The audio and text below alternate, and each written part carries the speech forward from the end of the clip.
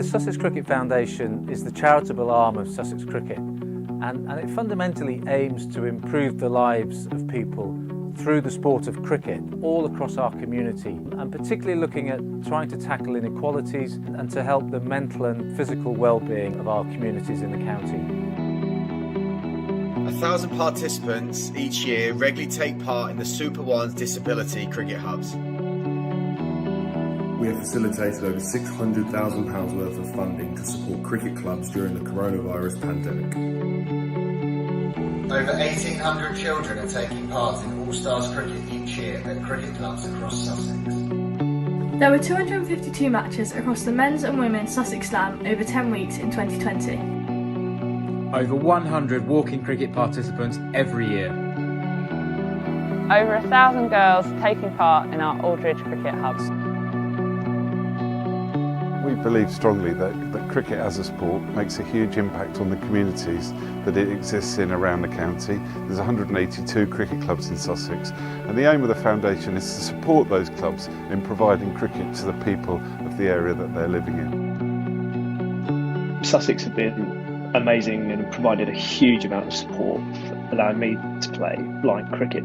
They've created that opportunity for me, created that opportunity for a lot of other people across the county, not just to have really successful blind cricket careers, but to make a lot of lifelong friends, have some amazing experiences and create some great opportunities. And I'm very keen to play a part in that and making sure that more and more people can have those opportunities going forward. We're delighted to have Ben and Georgia agree to become our first ever champions of the Sussex Cricket Foundation, where we're hoping by having two high profile professional cricketers who are both captains of the men's and women's teams, that they'll be able to help us drive the foundation forward with our initiatives in the community. I'm absolutely delighted to be a champion of the Sussex Cricket Foundation for 2021. So excited to get involved in the community and encourage people to play the game and love the game the way we do. We have a number of projects that we run to provide direct support. So for example, we run In the Bag, which is a project to provide meals to families that are hit by food poverty, and in the summer of 2020 we delivered 1,400 meals to people in Brighton and Hove, and over the winter we're going to repeat that. We also run a project called Sporting Memories, where we work with those suffering from loneliness or dementia, and they can come together at cricket clubs and cricket venues around the county and talk about their memories of cricket, and we found that provides great relief to those families and to their carers. I think it's a massive privilege to become, one of the first champions of the foundation alongside George Adams, the women's captain. I think it's a huge honour and something that I think is really special to be asked to fulfil that role. If we can use our positions as captains of this club to benefit the local community, the areas around us as Sussex, and really spread Sussex cricket throughout the county to do some good, then that's got to be a great thing.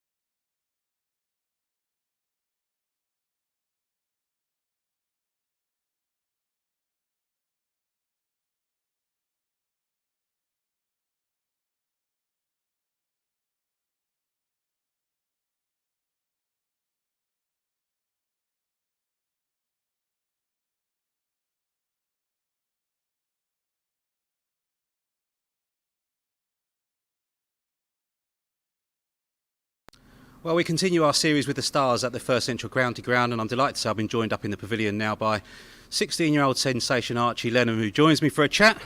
Archie, it's been some year, hasn't it? Yeah, it's been really nice year so far, yeah. How are you finding your studies and your cricket at the same time? How difficult is that to juggle? Well, school have been really helpful for me. They've allowed me more time, given me extensions on work, which has been really useful for me to concentrate on my cricket more. Excellent stuff. Tell me what it's like as a 16-year-old to play in a team that's so full of international superstars. Oh, it's brilliant, really. Just so much experience amongst all of them. It's so helpful, especially when I'm playing my first couple of games when I was nervous. They really helped to calm me down with all their experience. Must be a dream come true. Yeah, 100%, yeah. So what age did you start playing for Sussex? From about under 9, I was playing through the age group system, and yeah. What about Dad? How much has he been an influence on your career so far? Yeah, massive influence, yeah. It's really, in all aspects really of being a cricketer. Obviously the season's going great guns in the T20 as well. You've had a great start to your career as well. Really important game tonight and next week, of course. Feeling in the side that you can go on and kick on towards finals day? Yeah, I think we do. We've got good side and big names in it, and hopefully if we keep winning, we can go through. How were the nerves on that debut? Yeah, big nerves, but it's more when I first rocked out at the ground, had a look at the pitch, and then I got to talking to the boys and it helped calm me down. Must be, I suppose, you go into all these big grounds now in T20 games. Must be, just an absolute dream being fulfilled at such a young age. Yeah, it's amazing. Just playing in front of crowds, decent crowds. It's just so cool to play in front of. Now listen, are we going to see Lenham on the back of an England shirt at some point? That's the dream, but you never know. That is the dream. Yeah, well, hopefully, but. And listen, where are you going to be on Sunday? Is it coming home? Yeah, it's coming home. Yeah. Listen, go well tonight. Enjoy the rest of the season. Great to see you. Yeah, thank you very much. Thank you.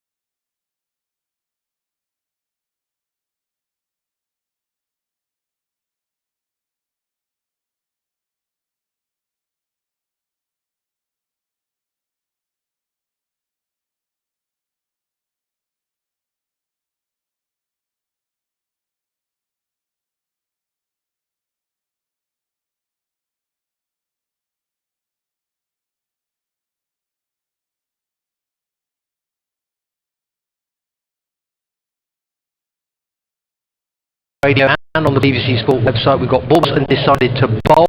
The big news for them is that they welcome back Chris Jordan into their bowling lineup.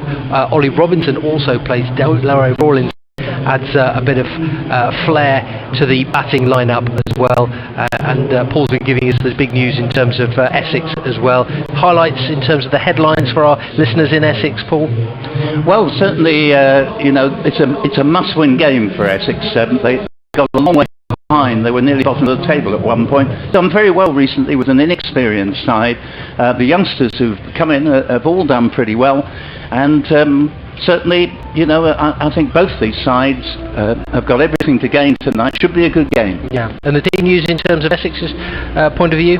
Well, Dan Lawrence is a big miss because he's been called up into the ODI side. Let's just give you the Essex team. It's Wheater, Feroz Kushi coming in for the first time, not to be in the side at all, but to open.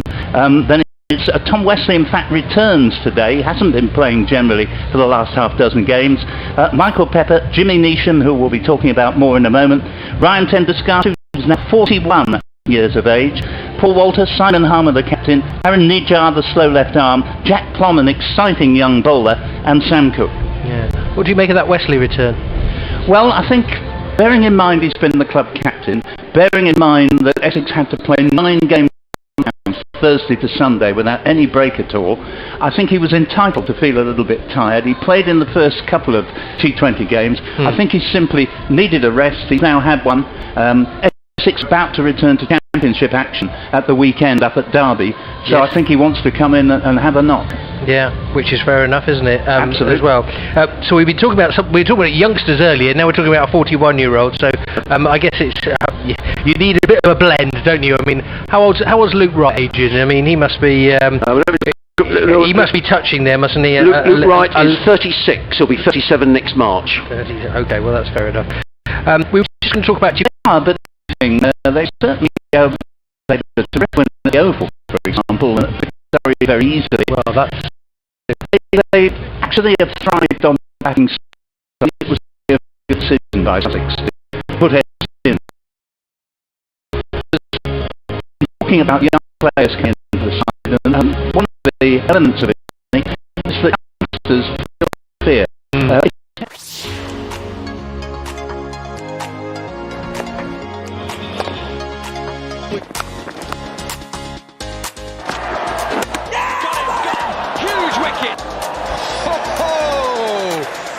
Look at that!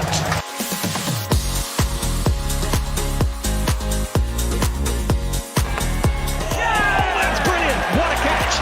And boy, did they need that! Well, this is punishing stuff from David Milan. He keeps going and going. Oh, excellent catch!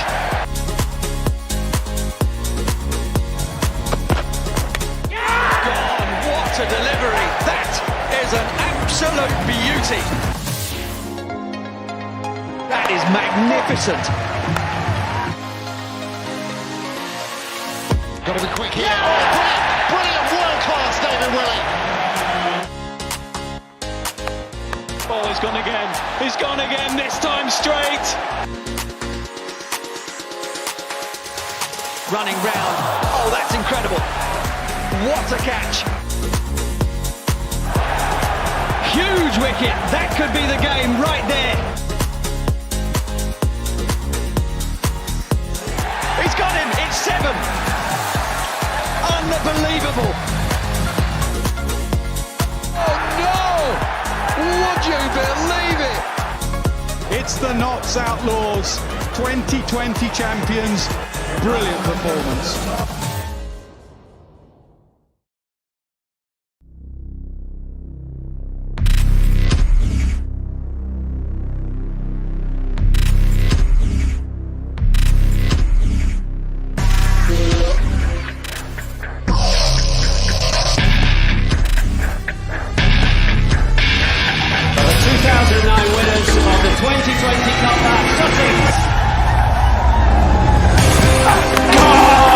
What a delivery from Mills! It's going to be 6 more! Yes, it is! Leg stump, brilliant from Archer. A dangerous player, David Wiese. Will be doing a terrific job for his team. Big hit, massive hit that Sol's in the move. And taken. Podium all over the place. Pole straight and full. Oh, that's magnificent.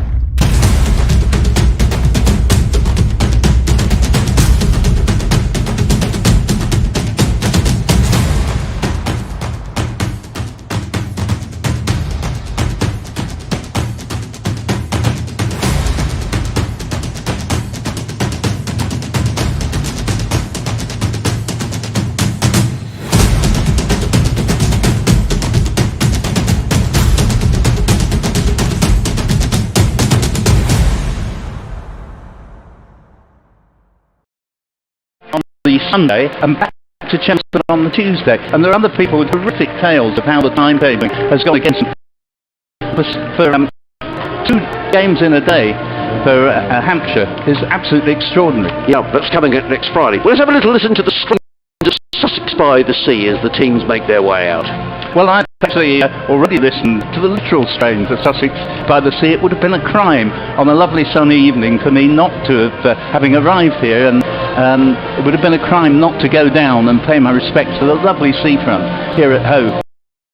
It just feels electric to be there. You nearly always get quite a keen onshore breeze, which is invigorating. It is a lovely place. So there we are, the strain. Your headset, a very good evening to you as well. It's a gorgeous evening here on the South Coast. Myself, Adrian Harms, and Paul Newton. Johnny Cantor presenting the programme for us tonight. So we're all set, the floodlights are on, lovely evening. Let's hope the weather doesn't intervene, it doesn't look like it will. And it's going to be Delray Rawlings, who's one of the Sussex players who's had to self-isolate over the last couple of weeks, is back into the side, and he's going to be bowling to the right safely down here to Chris Jordan, who's fielding here at mid-on. So Wesley is on his way with a single. The Essex Eagles are 1 without loss off the first ball. 2 fielders outside of the 30-yard circle. There's a deep backward square leg. A fielder at cow corner as in comes Rollins around the wicket. Bowls, hit on the pad. There's a loud appeal. As Adam Wheater plays forward, the wicketkeeper bats on the ball, ricochets into the offside, and there is no run. The umpires tonight, Rob Bailey and Nick Cook, as Rawlins is again. Bowls to the right-handed Wheater, hits one straight down the ground. It's a good shot by Adam Wheater, and that's going to run around even though it's going outside of the circle. As in comes Rawlins' bowl, and Wheater's riding first to Luke Wright, who fields well at mid-off, and there is no run. I can see the fielder at the corner. Who's the other fielder who's out? Perhaps I haven't got one. 5. In comes Rawlins again, bowl, and Wheater just plays quietly into the onside. Rather Wesley picks up a single. He goes 2-2 as Chris Jordan fields. And the total goes to 7 without loss. Yes, not a good idea. Such a brilliant fielder there. So, just settling Chris Jordan, I should have said so. Yeah. I mean, he is absolutely outstanding. 7 without loss, Wesley on 2, Wheater on 5 as Rawlins is in. It's a full toss and driven down the ground by Adam Wheater, fielded by Chris Jordan, happily restored to duty after picking up a groin injury in the game here against Surrey. It's the end of the opening over, and the Essex Eagles, having lost the toss and to bat here first, are 8 without. Skipper Wesley is on 2. Sorry, Tom Wesley, who's the championship skipper, is on 2. Adam Wheater is on 6.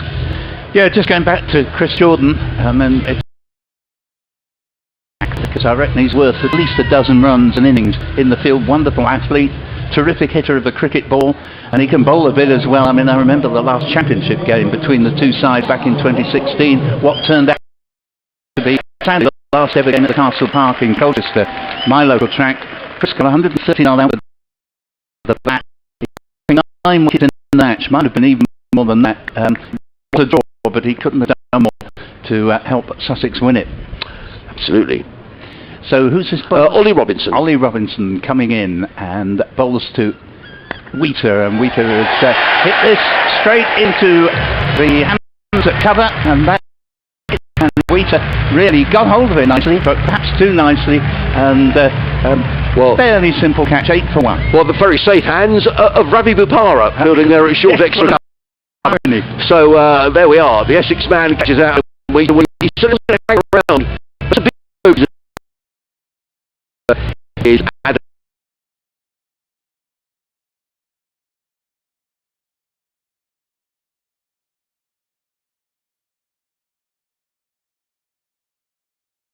Sussex. Essex I know you have to go on with things in this form of the game, but they've certainly started off trying to run before they've walked, and I do think that it's, as you just implied, a good idea to take a look for a couple of deliveries this early in the innings. Of course there's the power play, but it's not much wide off stump, and I did think that Ollie Robinson bowled quite magnificently in that first test match, and obviously we all know what happened subsequently, but he's a terrific bowler, and certainly if I were facing him I would most certainly think it legitimate this early in the innings to take a look at him for a couple of deliveries. Well, certainly John and I were discussing earlier that when Sussex have their full comes down the considerable slope here at Hove, and that's edged a drive which goes to backward point where the intention was to send it through the covers, but there is no run. It was pretty much along the ground. It was briefly off the ground for about 10 yards or so, but nowhere near to being a catch as it went to backward point, and the score remaining at 8 for 1, but not only a decent first over, I thought, from Delray Rawlins, but this a particularly fine over from Ollie Robinson with a wicket of Wheater. First ball he bowled. And that's another play in the miss. I think the batsman Michael Pepper was taking the bat away there, but it was another very good delivery, bang on the money, as to say. It's 8 for 1 in the second over, Essex having been put into bat. Well, so far, Paul, Ollie Robinson hasn't conceded a run. A wicket and 3 dot balls, which is all you can ask of your opening bowler. It is his favoured end, Ollie Robinson, bowling from the Cromwell Road end down the slope. He looks as fit as a fiddle, Ollie Robinson, I have to say, particularly since he's been away with England. Here he comes again. Bowls to Pepper, and Pepper has got this one away, not entirely where he was aiming. A direct hit at the bowler's end of Pepper got home for the single, which takes the score to 9 for 1, and Pepper off the mark. But certainly Sussex at the moment are looking really up for this. Well, they are, and no surprise. I mean, you're taking a chance if you take a single to Chris Jordan, and Chris Jordan shying at the stumps and hitting the but Pepper was home. He'll be pleased perhaps to be off strike. Yes, I like that commenting the stumps almost inevitably, because he does make it look easy. He does. And judging by other people, it certainly isn't. And I'll tell you what, Paul, we watched, I'll come back to Chris Jordan at the end of the over, because he's a perfectionist who trains really hard. Robinson in, bowls to Wesley. Wesley plays this one away through mid-wicket, 1 run of certainty, and that's all they're going to get. Fairly short boundaries at mid-wicket and in the covers. So, applause, and deservedly so, for an over that's gone for just 2 runs there, plus the wicket of Wheater. Caught by Wheater, team for 6, and Sussex putting Essex into bat. Essex are now 10 for 1, Wesley 3, and Pepper. Chris Jordan was down, he did a couple of groin strain here in the game against Surrey when he slipped on the outfield, but we were watching Chris training here this week. It's no accident that he hits the stumps. He just works really, really hard on his fielding and on his fitness. He really is a model professional. As in comes Rawlins, comes into bowl to Wesley, who plays this down to third man. I'm not sure he intended it to go there, fielded in the distance by the 16-year-old Archie Lenham, who's on the edge of the 30-yard circle. Gorgeous evening here at Hove. Lots of blue sky, floodlights on, and you're listening to live cricket on the BBC. BBC Essex, BBC Radio Sussex on our DAB frequencies, online, and also on the Sussex Cricket Club live stream. Sussex have now got a slip in place as there's a change in the field, and again just the one man outside of the 30-yard circle is at deep backward square as it comes Rawlins bowls, and that's a super shot driven straight down the ground by Michael Pepper, over long off 6 runs, and that's a super shot. It is. I've been very impressed with him actually. A couple of years ago he had innings down at a couple of years, and he was struggling then to do much more than get the ball off the edge of the square. 3 years down the line he's hitting 6s for fun, and although he hasn't made a really big contribution yet, but he's got 1 century, and he got a 92 in the county championship up at Chester Street when most of his colleagues were up. He helped Essex win that game, and he plays with a very straight batter. Rather fortunate, a couple of runs fielded out in the distance by Archie Lenham, who stops the ball going for 4, but that was he was looking to drive that again over extra cover, took the outside edge of the bat and ballooned over backward point. Good bowling. Yep. Because he bowled a very similar ball, which the batsman thought, oh, I can have another one here, and he wasn't quite at the pitch there, and it flew off the edge, as you say. Fortunate.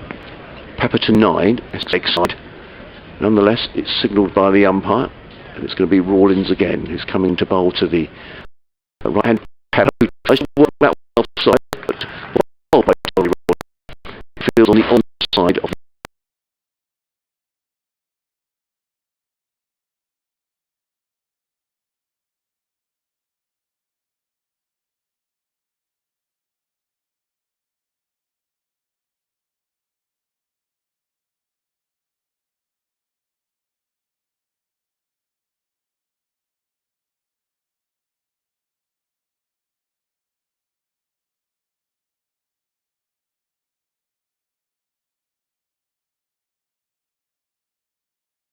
See the umpire. He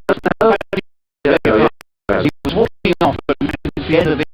He was on Wesley there. Michael Pepper favours and Scoop tries to play over fine leg. on BBC Radio Sussex on BBC online with the BBC as well. You may be watching my Sussex live stream or listening on headsets around the ground. Wherever you're listening, whatever you're doing, welcome to a lovely evening at Hove. Floodlights on, lots of blue sky. Ollie Robinson, 2 overs, 1 for 3. Thing comes running it over the wicket, bowls short, looks to be Thomasley, but he miscues completely. The ball just dribbles out into the offside. Good start here from Sussex in our play.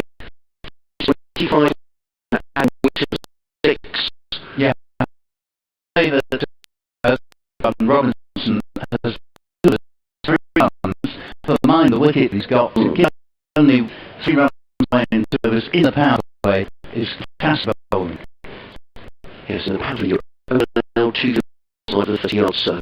As in comes Chris Jordan, short, pulled away onto the leg side.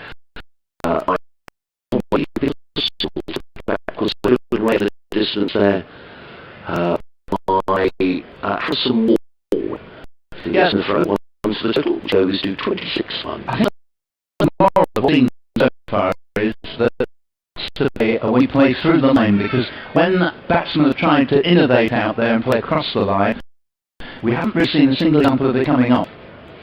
Number 8 on the back of his royal blue shirt, running up the hill from the sea end of the ground, coming into bowl to the right-handed Michael Pepper. He's in bowls, and Pepper hammers that one as if to make Paul's point straight down the ground, and that's going to go for 6 runs.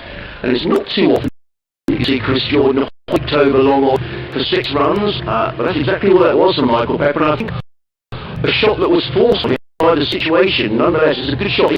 19.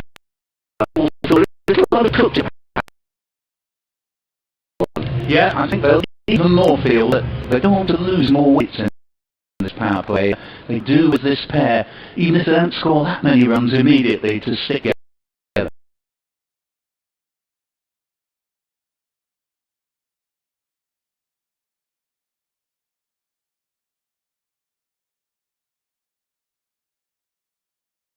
Would not have been an easy delivery to play next ball. No, that was quick.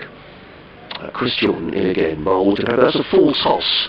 And Chris Jordan rather gets away with that. Play down to deep mid wicket, fielded out in the distance there by Ward, who gets in the throw. And it's just 1 to Pepper, who goes to 20. And Essex to 33 for 1. 20 off 13 deliveries for Michael Pepper. Tom Wesley, 6 off of 11. And the man out on the ground as Chris Jordan is in and bowls. And a thick outside edge, and that's a fortunate boundary for Tom Wesley. He was looking to stroke that through the covers. A thick outside edge, no third man who was up inside the 30-yard circle.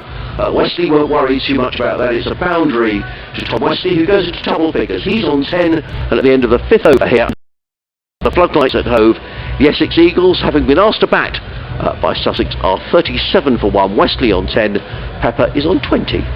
Well, a better over from an Essex point of view there, with 12 runs coming from it, but overall, as you say, Adrian, Sussex will be very pleased that they've been so economical in the power play.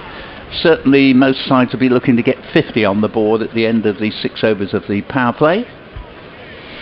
Yeah, it's always an interesting conundrum, isn't it? When you've had Ollie Robinson bowl 2 overs and gone to 3, do you keep him on, do you bowl him out, or do you change the bowling and then bring Robinson on a bit later on? It's always a difficult decision for a skipper to make, but Luke Wright has decided it's time to change things around.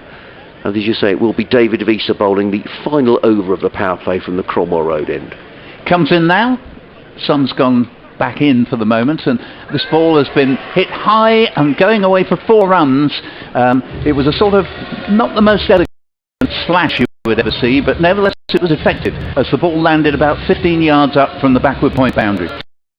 Yeah, I think it was probably a free hit almost, Paul, wasn't it? It was wide outside of the off stump and with no third man and the backward point in the 30-yard circle. Once it had cleared the infield, it just raced away for 4 runs.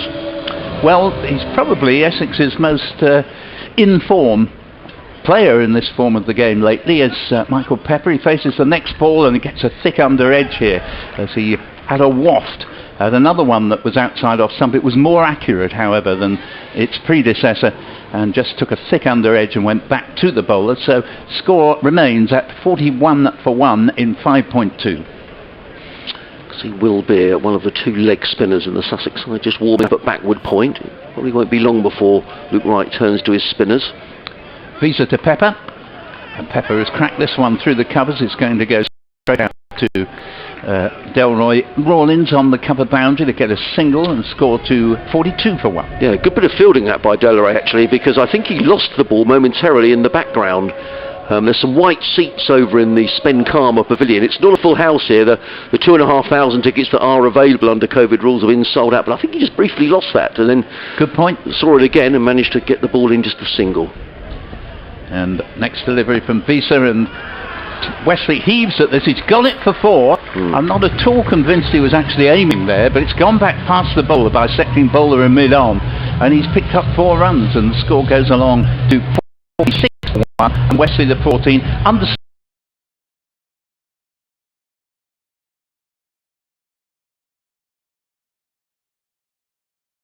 form Pepper.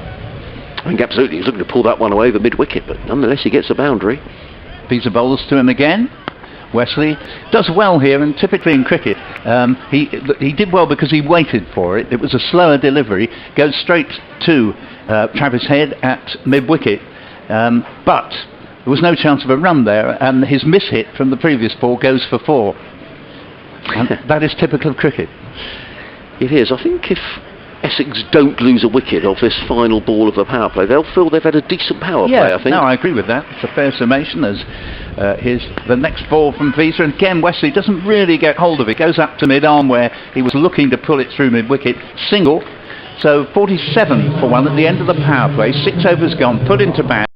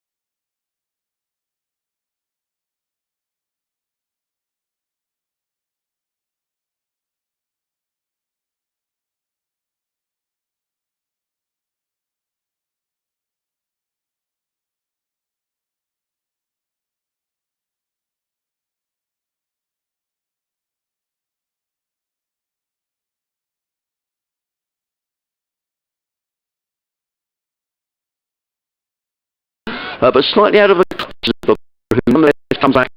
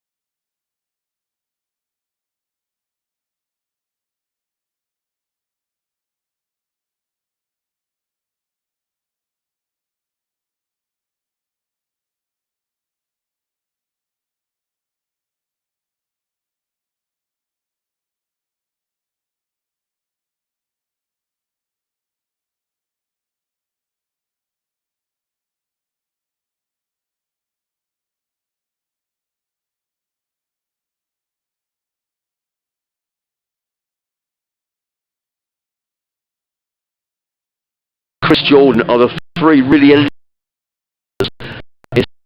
They went to Rawlings, they thought about two, decided against it. I think that was a pretty good decision. Good over from Will Bear, has just cost the 6 runs, and just to mention, Jordan was away with England, didn't play in any of the 3 one-day internationals against Sri Lanka, and then found himself self-isolating as well.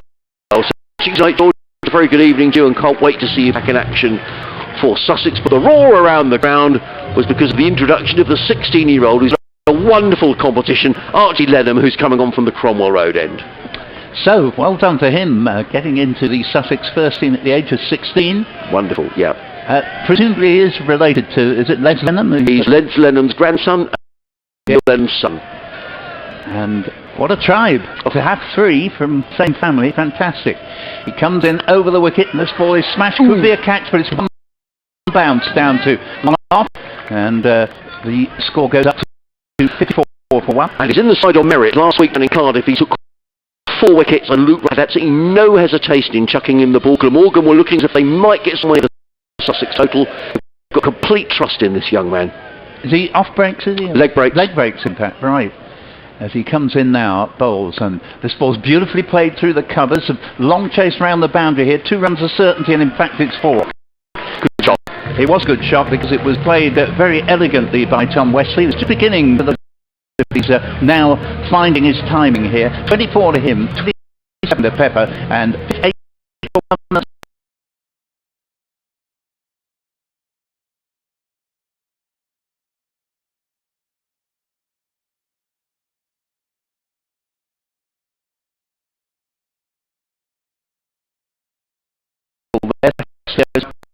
the boards here are absolutely electric in the way that they get those runs up almost before they've been taken. 59, we're in the 8 Essex in the bat, and again, Ulster Pepper.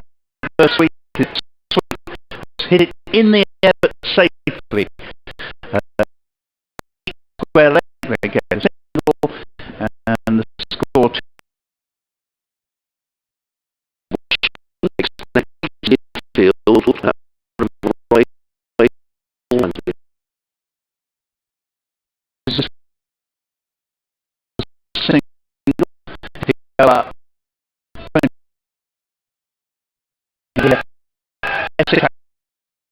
Yeah, you can hit some real spectators here. Marvellous hit. 2,500 for them. And back to that. And it's amazing how 22-year-old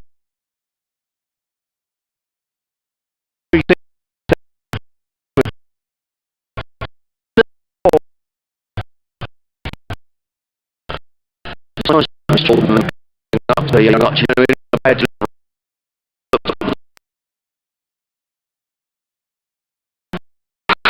That's the net.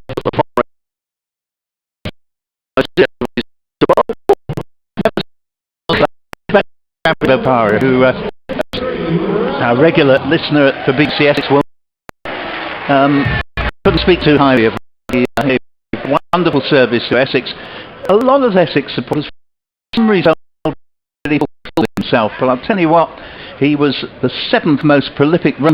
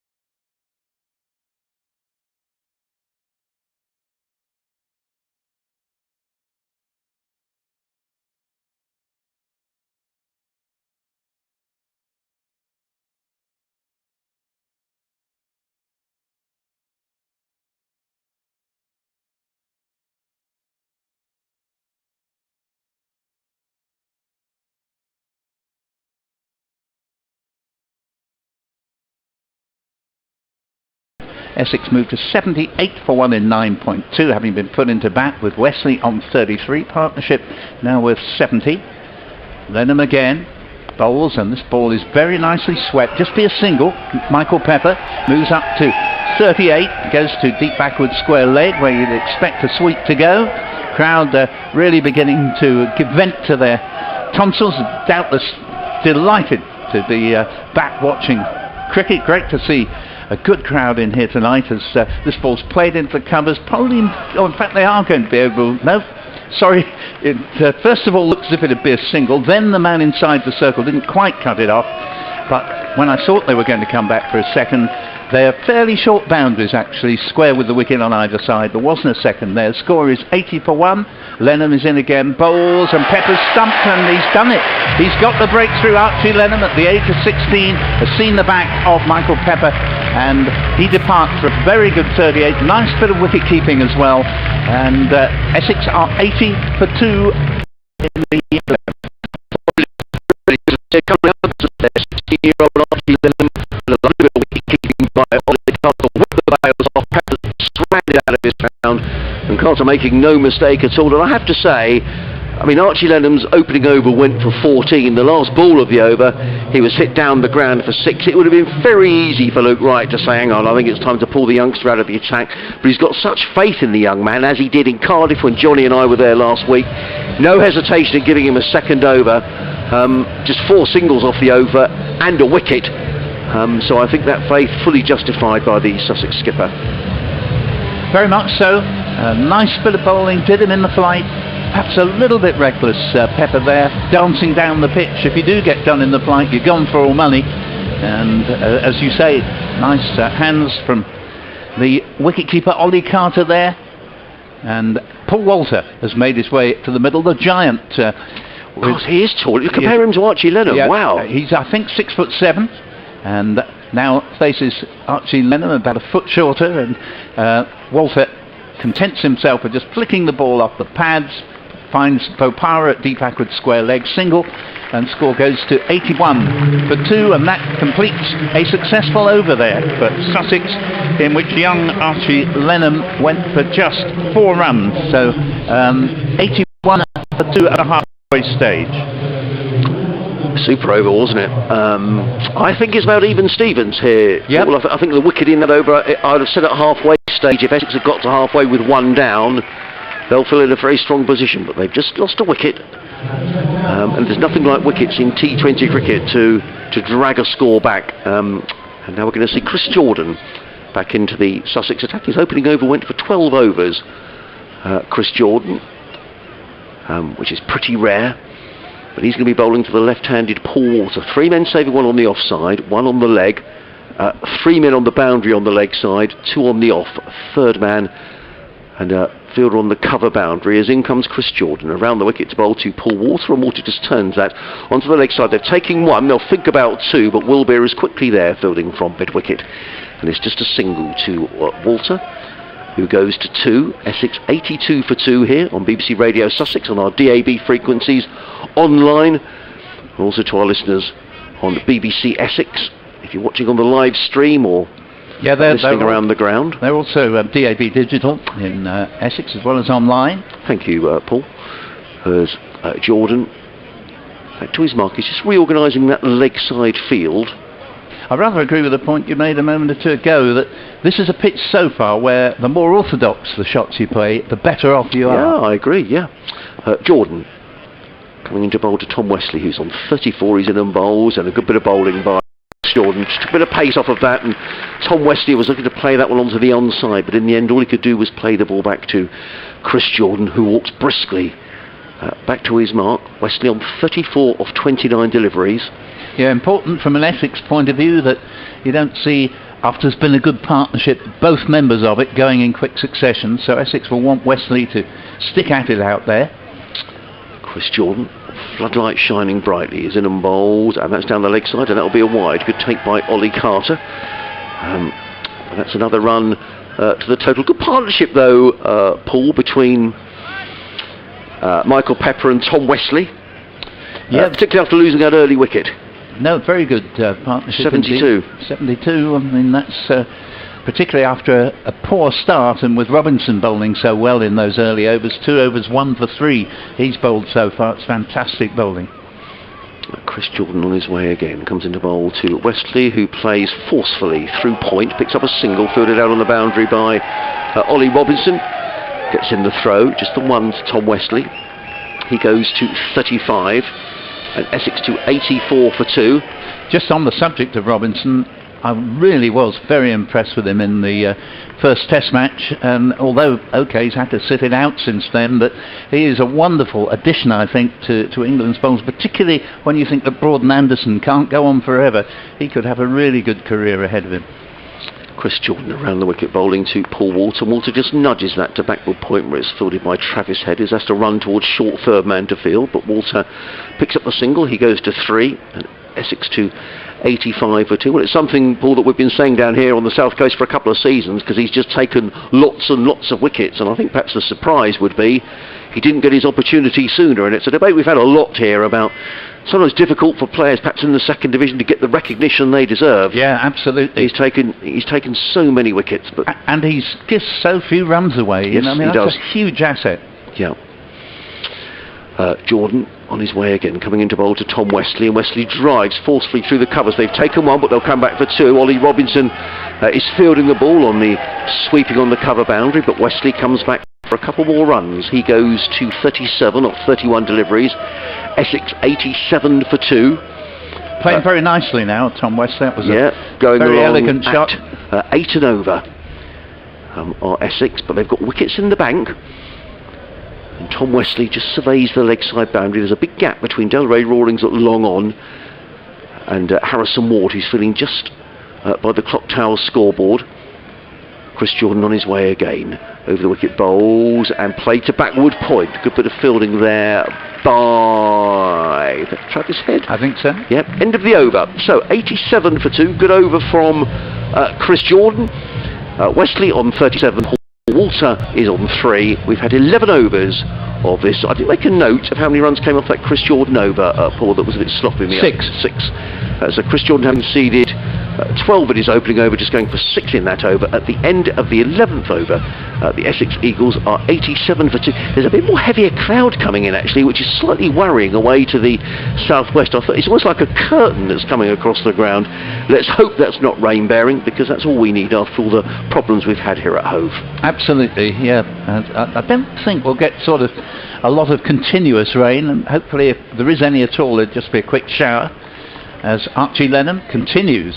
And this is pushed for a single by Walter, who so far has done almost the identical thing to every delivery he's faced. He's just watched the ball onto his back and flicked it into the onside for a quick single. 88 for 2, he moves up to 4, and Wesley comes into strike on 37.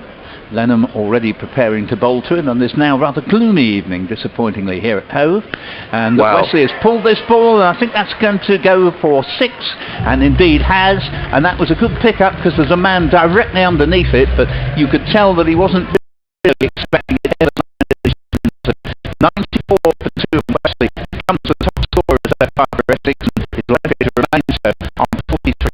But if anyone's going to catch that, it's going to be Delray Rawlings. He's such a wonderful fielder, but it sailed over Delray's head. That's quite a big hit to that part of the ground. It was. Against the spin as well. Lenham's in, bowls, and Wesley's cracked this one away to wide extra cover. They should be able to come back for 2, but don't. And, well, it is an understandably wayward throw in the distance, because the fielder had to come round it and threw off balance to dissuade them from taking a second. Succeeded in that aim. 95 for 2, and Wesley to 44. The left-handed giant Paul Walter faces, and again he's just tickled it round the corner, but this time there isn't a single there, and Wesley would have been gone for all money had he tried to go through with the intended single there. 95 for 2 and 11.4. Yeah, good bit of fielding by Travis Head. Got to the ball quickly and got the throw in. Good throw as well. Lenham bowls. Wesley was, well, if he'd missed that, because he came right out of his ground, he would have been stumped. As it is, he's taken on the pad, and the ball goes back down the pitch, and there is no run. 95 for 2, coming to the end of the 12th over. Just one more delivery left. Love the way that Archie Lenham is changing the field here. That shows his confidence, doesn't it? He's saying to his skipper, can you come across onto the offside? Yeah, the complete lack of fear of youth is this, as Lenham is in. Bowls to Walter, and Walter has played it for no run. Straight to backward point, will be it. And another fine over, despite going for 6 off one delivery, but 95 for 2. What did we have? 8 runs off that over, and it wasn't as if it was a bad delivery that went 6. 95 for 2 in 12. I thought it was really impressive actually, Paul. I mean, he gets hit for a big 6 off the second ball of the over, and you tend to think to yourself, well, what if this is the over where he might go? Then after the final 4 balls of the over, he only goes for 1 run. So Archie Lenham continuing to impress in this T20 campaign. But 95 for 2, you know, 8 overs in the bank. It could go 2 ways. Often you see a side fall in a heap and out for 140 as they chase runs at the end. But there's a good platform set here by Essex, and they have their eyes on a score here from this position. You'd think 170, 180. Could be. We'll have to wait and see. There's not a huge amount of informed batting to come, but I mean, obviously Jimmy Nish and Ryan Tender-Scarter were they to come off. Here comes David Leeser back into the attack, comes in and bowls to Tom Wesley, who drives down the ground. They pick up a single. It was parried by David Leeser and took enough pace off the ball. Just allows Wesley to go through for a single. He goes to 45 off 35 deliveries. Essex to 96 for 2. Here on BBC Radio Sussex, BBC Essex, on DAB frequencies on both stations. Also via the live Sussex website stream, where you may be watching the pictures from here at home, where you receive floodlights are shining brightly. This game is even. I think it's a game that definitely. I think Essex are out of it if they don't win this game. Essex really need to win. Sussex would have 2 more chances, but I think if Essex don't win here tonight, they may feel their goose is cooked. And they have got history here, Essex, coming here 2 years ago, virtually out of the competition, winning and then going on to win at final stays. Features in around the wicket, bowls to Walter, who drills the ball down the ground. Too long on, where Ravi Bopara comes trotting into field. 1 ball to Walter, who's on 5 off of 8. What he's doing here, Paul Walter, is giving the strike to Tom Wesley, which I think is good cricket. No, I agree with you, and obviously the point will come within the next 2 overs, where I think Paul Walter will need to open his shoulders a little bit, but he's playing himself in, and quite quite right to give as much of the strike as he can to Tom Wesley. 5 fielders guarding the boundary, 3 of those on the leg side, as in comes Vaser bowling to Wesley, clubs that one over to the leg side. This will just be a single because Rawlins is there very quickly and they won't take a second to Rawlins. He gets in the throw, really so quick across the ground. Here's Del Rey, total goes to 98 for 2, Wesley to 46. That's one of the many skills that batsmen have to employ now in one-day cricket. You've got to know who the really brilliant fieldsmen are in the opposition, and between, literally every over, just note where they are and make a note that you won't take any risky runs to them. Visa round the wicket, bowl to Walter, who's going to get 4 runs. A thick edge down towards Fabman. It does run away. Eludes Will Beer all the way down the distance. Well, you did say, Paul, that eventually Paul Walter was going to have to start to play a few shots. That's not where he intended that to go. He was looking to play that outside edge, third man batting wide, and then raced away for 4 runs. And that's 100 up for the Essex Eagles, 102 for 2.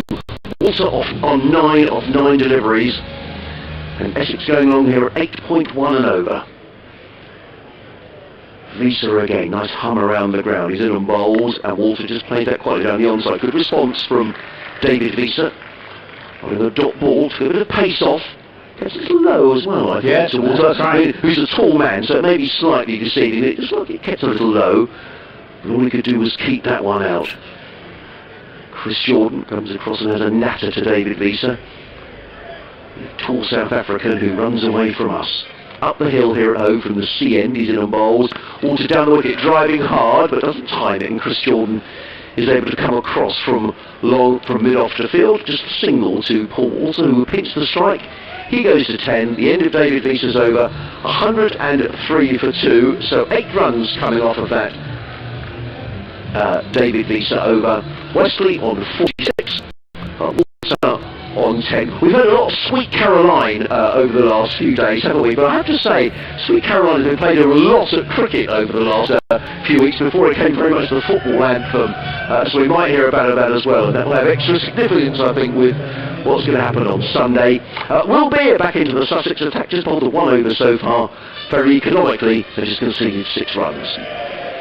So, Beer, just remind me of the name of the far end. The Cromwell Road. Cromwell Road end. Yeah. I should remember it, but it's a couple of years since I was here, is my excuse. And so, Beer to bowl up to the left-handed Paul Walter. And he's on his way now. Bowls to Walter, and Walter has hit this a long way in the air. He should be caught at mid-wicket, and is. And Walter already well on his way back to the pavilion, departs for 10, and so 103 for 3. Yeah, good catch there by Harrison Ward, who came running, went up a long way, didn't it? But he kept his eye on the ball, right up in the lights, and Walter was on his way. You did say, Paul, that he needed to perhaps get on with it. But so often in T20 cricket, I mean, Essex are in a good position here. I think this is evenly poised. What it now means is that a new batsman has to come in and reset itself. And often in these situations, you can see a side suddenly go from what looks like a good position to losing 2 or 3 wickets and then scrabbling maybe to get to 150, something like that. So Wesley and Jimmy Neesham, and this is a change actually, because the game at Chelmsford, Jimmy Neesham came in so far down the order, he had no opportunity whatsoever to influence the game. But he's a player who, if he gets going, is a batsman who could score runs and score them very quickly. Well, he came in about this point down at Taunton in the first game and got a half-century. And if he could do that here, Essex would definitely get up to 180, I would think.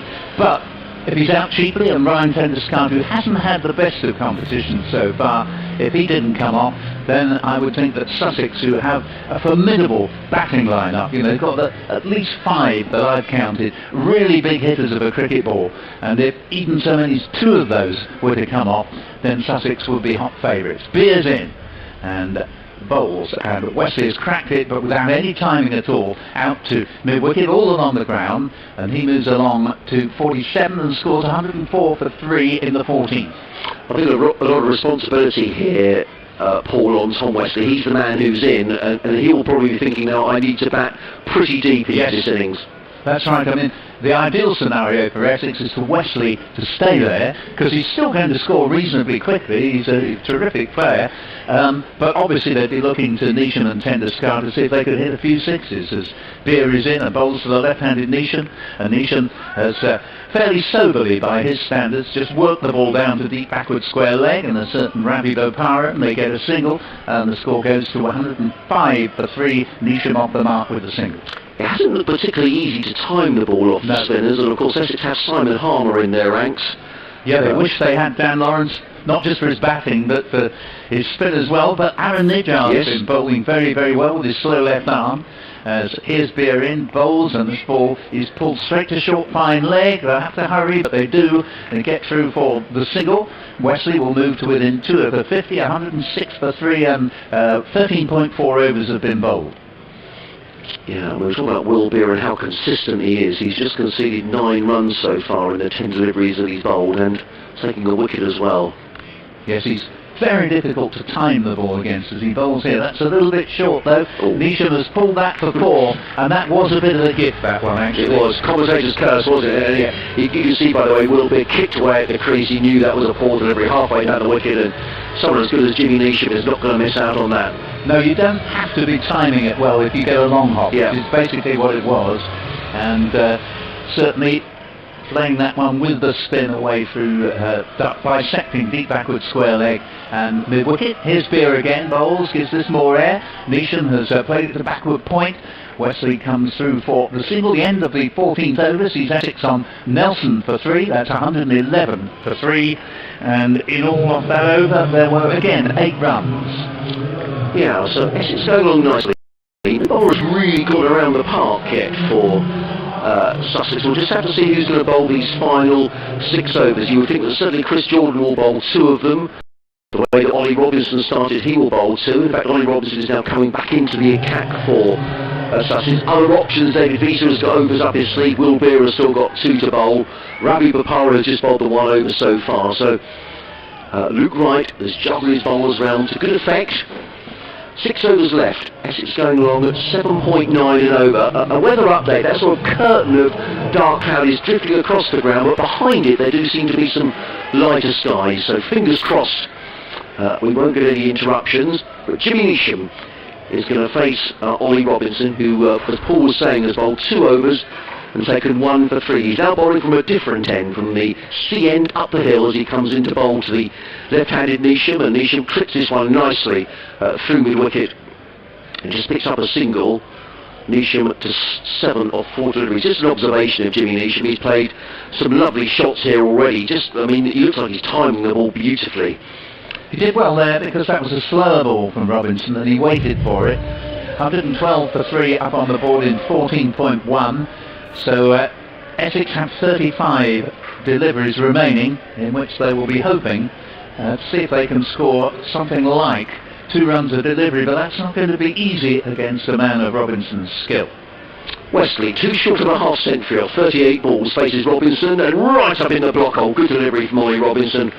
And all Tom Wesley can do is to dig that out. And it goes down towards fine leg, where David Visa inside the circle. Just a single to Wesley. He goes to 49. Essex to 113 for 3. Well, they've got a very good side, actually, Sussex. And had it not been for, I think it's 5 games that have all been rained off, I think they'd have won at least 3, probably 4 of those, and already be laughing, basically, already be through. Robinson in again, bowls to Neesham. Neesham is forward. Oh, there could be a run out here. There was hesitation between the 2 batsmen. Let's just wait for the umpire's signal. I'm not so sure that wasn't a leg by. Yes, it was a leg by. The ball dribbled out onto the onside. Essex to 114 for 3. All Sussex supporters will tell you, Paul, the game here against Surrey, when Sussex were ahead on Duckworth Lewis, and the umpires abandoned the game with 4.5 overs bowled. And Sussex, I can tell you, were not happy, and it did seem to be a very odd decision. So that would have been another point Sussex would have collected, as Robinson runs away from us. Bowling to the right-handed Tom Wesley bowls, and Wesley drives into the offside, picks up a single to Luke Wright. And that's a half century for Tom Wesley, 50 of 40 deliveries, and he gets a nice round of applause from the sporting Sussex crowd. Essex to 115 for 3. And so far, In 16 deliveries, Ollie Robinson, on my calculation, has never gone for more than a single off any one of them, and he varies his pace. He doesn't tend to bowl a bad ball amongst them, and very difficult to get away. Runs away from us, coming into bowl to Neesham, who waits, he's in the bowls, and Neesham again right up in the block hole. Terrific bit of bowling by Robinson, just a single fielded by Beer on the edge of the 30-yard circle. Neesham goes to 8. 116 for 3. We're in the 15th over. Can be interesting to see if Luke Wright decides to bowl Robinson straight through now and the next over from this end, or whether, as I suspect, he might save him for one of the final 2 overs.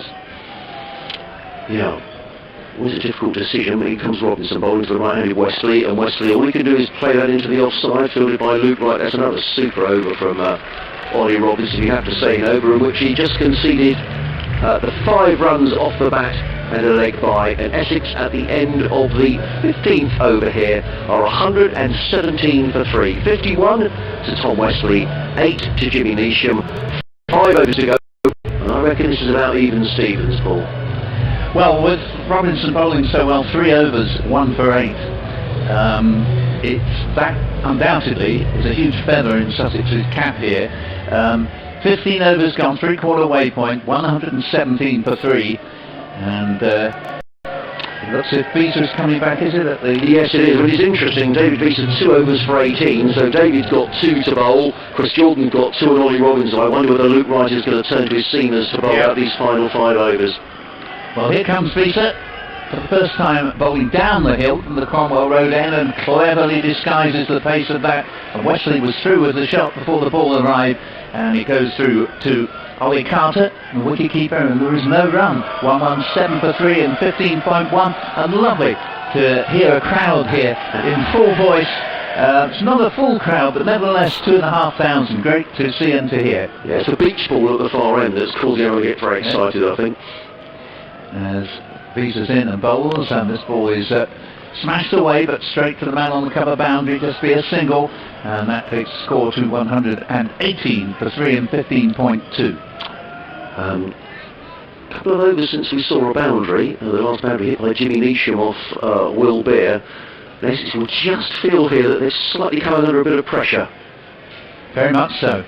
Yes, I mean, you could say now that it's now or never time for Essex. You know, they've got to go after the bowling because they have got 7 wickets in hand. Yeah. Coming round the wicket to the left-hander, and again Beeser takes the pace off the ball. They've taken 1, there isn't a second one there. A good 1-bounce throw comes in, just the sort of wicketkeeper likes, and 119 for 3 with the single sees Neesham on to 9 and Wesley on 52. Back into strike, Paul Newton here with Adrian Harms. Yeah, I think as we've said, Paul, it's a game that Essex have to win here. I think if Essex don't win here tonight, I think it's unlikely they're going to make it into the last 4, so nothing to lose. Back over the wicket to the right-hander, Beeser bowls, and Wesley has whipped this one away off the pads, but just to backward square leg, barring a misfield, never anything more on offer there than a single, which sees Essex to 120 for 3, Wesley 53 in 15.4. The only thing I would say is it's difficult to hold a good score here tonight, because it doesn't look that easy to time the ball. No batsman has come in and absolutely dominated. No, you're right. If anyone has, it was Michael Pepper. He made a very good 38, and this ball has been hit back over the bowler's head, but not timed, and indeed, whereas I at first thought it was going to go to the boundary, in fact it plopped, and that was probably only went about 35 yards, single to Neesham, where he was looking for a 4. Just underlines your point of how difficult it is to time. 121 for 3 in 15.5. Neesham has 10 as here to complete the over. Beeser in, bowls, and Wesley's hit it a long way up in the air. It could be a catch to mid-wicket, and brilliantly taken out there on the boundary. And that is the end of Wesley's fine knock for 53, 121 for 3. I think that was Travis Head who was out there at D mid-wicket. We'll just wait for him to turn round. As if it was, yes indeed, it was Travis Head who took the catch. I think he took a bit of pace off there, did David Beeser. Nonetheless, Tom Wesley is the man to go. And I think, well, it's difficult to, I say it's very difficult to know what's a good score here tonight, because I just think it looks difficult to time the ball. So might well be 150-160 might be a decent score for Essex. Neesham is the man who's still there. I imagine Ryan Tendescarter is going to be a new batsman who makes his way out, a vastly experienced T20 cricketer, of course. So the end of David Wieser's over, 121 for 4 overs left.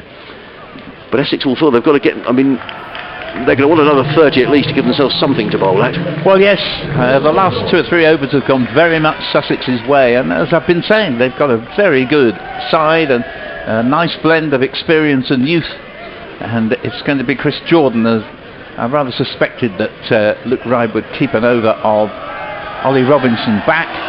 So Jordan from the C end, about to bowl for the left-handed Jimmy Neesham. Yes, Jordan around the wicket, bowls, Neesham hammers that one down the ground, and that could be caught. Ravi Bopara is underneath it, and it's a simple catch.